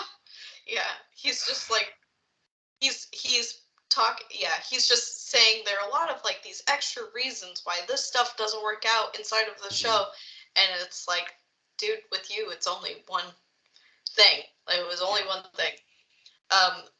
Which reminds me that we should provide a anti-plug for Shake's new podcast, Love is Blurry. Yeah, don't give him any listens or whatever. It's not going to be worthwhile to hear what he has to say. I don't want any anyone to take relationship advice from that man. Like, if you want a description of who he is a very self-important vet fuckboy. And that is the extent of his credentials. That is not an entertaining person to listen to. So I would just avoid it. Yeah. There's a point in the reunion where he gets really offended because Nick, whose wife Shake just said, I would like to fuck her. Yeah. And not any of these other very hot women. Nick goes, well, he's like, well, if this is how you treat people, like, I wouldn't let you treat my dog, or something like that. And Shake gets really offended by that. Oh, there's also some exchange. I like that lamp, by the way. That's really good. What? This is my fun lighting. I like that. This one will cycle. Yeah, this is actually because all of the lights in here are I have to get up and adjust them. This is my lamp for by my I'm gonna call it a table. It's a cardboard box that's tall, but yeah, I don't have my stuff here. Anyway, sorry to interrupt. No, you're fine. No, it was a good interruption. It looks like the cats from Cats and Soup. No, that's exactly, the face is very similar. That's part of why I wanted to make sure it's exactly not on. The same. I what was it? Exchange between him and Shane. Yeah. Where it looks like they're about to start fighting. And I think Jarrett is also kind of getting into it with him. Yeah. Because, he keeps doing that thing where he's, claiming some sort of, alternate understanding of the show that the audience has. Mm-hmm. Creating some reality in which he's just not an asshole. And a reality where he's very much trying to fit into the role of, rational male. Which is the first sign that you need to get the fuck out of somewhere if somebody is trying to be that role in something. Yeah, it's rough. He's not a fun person, especially kind of psychotic after. I don't think it's just editing. I think that he really was acting like things were going well and kind of like a normal person for the last half of that show, but a deeply problematic normal person. And then when he shifts into full on dipshit mode for the meetup, I think that's just him not trying to be an on camera person as much and be this is the authentic me. And it sucks. Especially he claims that a lot of times. Yeah, I'm pretty sure that Deep T would have been complaining about it if he was like that the rest of the time. Right. So that also feels like he's lying about all of that shit too. Mm-hmm. I think he must have been, because I don't see any world where he can keep that up with her. No. It doesn't make any sense. And the episodes leading up to that, he's still trying to make it work with her, and he's like, I just gotta, really take one for the team and really invest in our relationship, and I just gotta fuck her. And everyone's like, okay, dude. But some props to, I think it was Shane and Nick, and maybe Jarrett, who it was all reached of them. out to her. Yeah, I think that they all reached out to her separately and were like, you should not marry this guy because he's saying this shit around or behind your back. Yeah. And I feel really bad for her, but she kind of got a nice moment on TV, where he sort of exposed himself for 20 straight minutes. Yeah. And she's doing fine. Yeah, she's dating Sal, maybe. So. Maybe. Which seems like a much more appropriate couple than her and Shake, that's for sure. Yeah. Yeah, it's also just weird because like all of these people are TV hot, and like I understand not being attracted to people because they're kind of shitheads, but like your standards have to be really weird to be in Shake shoes and just be like, how am I supposed to fuck that? Like I don't see like I don't any rational person who's not like kind of fucked up wouldn't have that problem. Right. Well, it's also the amount of time that he's just like trying to convince himself and seemingly would go through with it anyway. Like was willing to just keep up the charade or whatever, but I understand. Just if you're not attracted to someone, that's fine. But like maybe don't lead them on through this whole marriage thing up until they're maybe about to marry. like that's the thing that weirded me out. Isn't the like it isn't the part where he wasn't attracted to her. It's the part where he was going to try and follow through with it, and his reasoning was that he was comfortable with it. And it's just like, you gotta have like some kind of self-referential part of yourself that is just like, is this going to be a thing that I do forever or not? And I think that's what's fucked up, is that he clearly was like trying to reason out either, is this somebody that I can like have a side thing while I'm with them, or am I like able to just completely repress everything that I do for the rest of my life? And both of those seem like psychotic decisions to make. Yeah.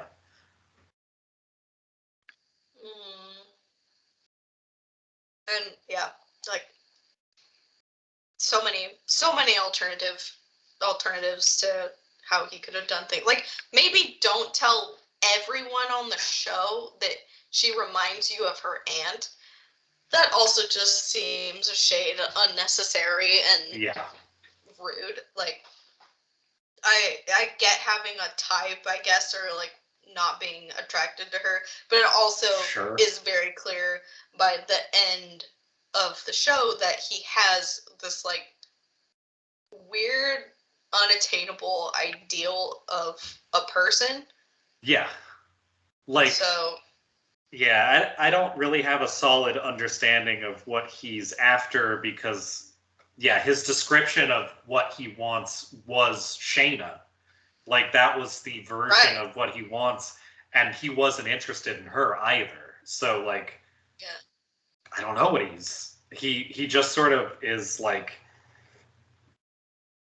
I think what it comes down to is Deepti was into him if he was being authentic and willing to try what they were doing and nice to him, and he decided that that might be good.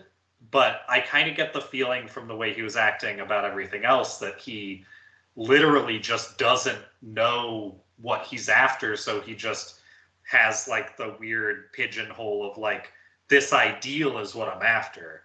Yeah. Because I can't think of another reason why somebody who's as like self-centered as he is would be like, I'll make it work for this. Because he clearly was like in that direction based on what we saw. It feels like maybe he's actually even more confused than he comes off as. Yeah, and I think Vanessa was right on when she told him, like, they all said this to him, like, what are you looking for that's not just like in the conventional dating world? Yeah. Because if that's what you want, you like, why are you on the show? And then he's like, well, this show doesn't even do what I want, so love is blurry. Listen to my podcast. Let me treat your dog, please. Fucking A+ fuckboy. shake. Yeah. But at the last episode, we do find out that Nick and Danielle are still together and going to therapy, which is great. and Jarrett and Ileana are a seemingly very normal married couple. Yeah, they seem sweet, like they're having a good time. Yeah. Yeah. Natalie seems like she needs to go to therapy. In the remake. Yeah. Natalie, I think, was excited to be with somebody like Shane, and then Shane was such a big fussy baby that it was never going to happen. And I do feel kind of bad for her just because she seemed emotionally very like in it still when they did the final thing, and that which makes me wonder because they start to bring up I think Vanessa asks Shane and Shayna if they had, or she doesn't even get to ask the question because she like mentions them both, and then Shayna's like, no, not gonna talk about it, no, and then Shayna is like, why are you reacting that way? And she I think something went down between them after, and he's just like, I'm not going to own up to this on TV, and like shatter the remains of Natalie. Yeah, that's possible. I don't have any just seems idea. like she's a good liar, and I feel like she just wouldn't. Yeah. She should just lie about it, but. Yeah. Shayna seems like one of those people who grew up with a lot of G-I in the house, and then just kind of learned how to compartmentalize the things you do in your actual life and the things that you act like you do to your family. So she seems very good at being insincere in a very sincere seeming way. Yeah, I think she is, because like when she's sitting next to the couch on or with DT and all the other girls, it seems like they're all kind of friends, and like they've all. Yeah, she does not seem like she's at odds with any of them during the show. Yeah, not at all. I think I think the only thing that happens with her and another girl is like Natalie kind of confronts her about like not being straightforward about her and Shane's relationship. Yeah. And she kind of does I own up to that 100%. Like that's my fault. I'm so sorry about that. That stupid garbage that everybody has to say apparently on that show when somebody calls them out for something. Yeah. But also, like, considering Natalie's the only one who like acts kind of pissed off at her in the entire show, really. Even Kyle doesn't act pissed off at her. He's just kind of like, yeah, it wouldn't have worked, but yeah, I got the feeling that we could try it until like we actually did the family stuff. Yeah. Kyle was just like, you wasted my time a couple of times, but other than that, he wasn't. Yeah, he does not seem invested, really. He just kind of seems like he's confused as to why she was not as into it as she seemed like she'd have to be to say yes. Yeah. But Natalie confronting her a tiny bit is also like the most you should be confronting her of all of the stuff that happened, really, because she was like actively trying to like fuck with them, right, or anybody else in the show. Like the Jarrett and Mallory exchange was like two drunk people being like, yeah, you said you didn't get this, huh? Like that's the extent of their conversation, where like her conversation is her stone cold sober like cornering Shane on the beach and being like, what if you just ditched that bitch? Like it was very like different in its tone from all the other stuff. Yeah. She definitely had like an intent when she went beach with her little hat. Yeah, her squinting in her hat, and what she actually said was like some kind of like roundabout garbage where she was like, yeah, I just heard that you guys weren't like working out or something, and maybe like you want to like do something else, like I don't know, maybe you want to do something else. And he's like, what are you talking about? And she's like, I don't, like, maybe there's other people who maybe didn't appreciate you enough and now appreciate you a little bit more, and maybe you want to like do something with them instead. I don't know, I'm just saying, like, maybe something wasn't working out. And then when he like confronts her about like, are you trying to get between us? Instead of like owning up to it at all, she's like, what was it? She starts saying like, are you trying to say like, Natalie, has Natalie been saying like I'm trying to like get between you? Like I'm some kind of conniving, like I find that really repulsive. Like I can't believe she's saying that kind of stuff like that behind my back, and like you should actually think about that. Like you don't want to be with somebody who's saying stuff like that when other people aren't around. It's just like, fuck, like that scene is the most of that of the whole show. So the fact that like Natalie is even like kind of getting an apology half-heartedly from her in the last episode is like the most warranted of all of the like stuff on that show. Yeah, for sure. I was really surprised that Shane saw his way through that gaslighting, because I really thought, I'm like, he's too dumb for this. This is not gonna work. Yeah, that dumb asshole definitely surprised me on that one. Well, I think if I'm being honest, next episode is going to be a lot about some of the anti-queer stuff that's been happening, and a lot about I've been looking up some rough stuff. Let me give you a little sample of what's to come. Just, this is for you. You can kind of give your thoughts on it to people listening.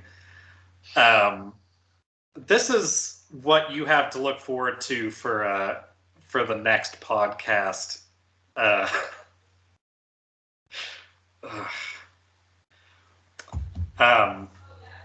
So I guess get ready for more original music that I'll be contributing, because I assume I won't have another Joe Christian song.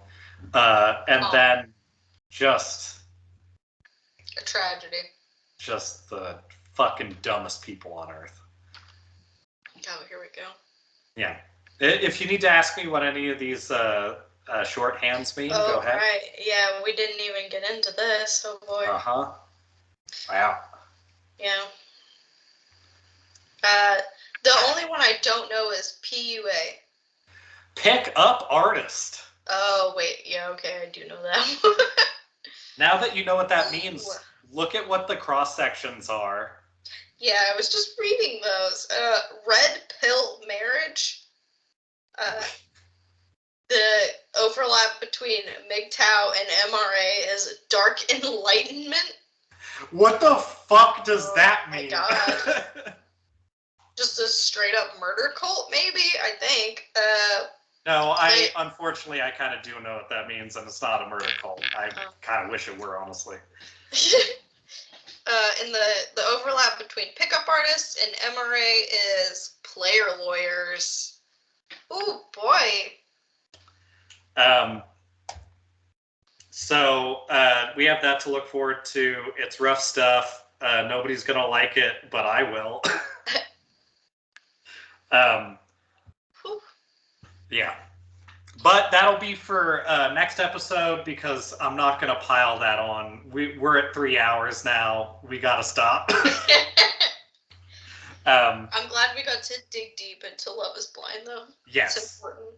Please watch Love is Blind Season 2. It is worth it. And Season 1, if people haven't seen it. It's also. I still need to watch it. Yeah, we should. Yeah. So I guess Bajappers and McClunky on my end. And Begone Thoughts on mine. Oh, and download Cats and Soup. Yeah.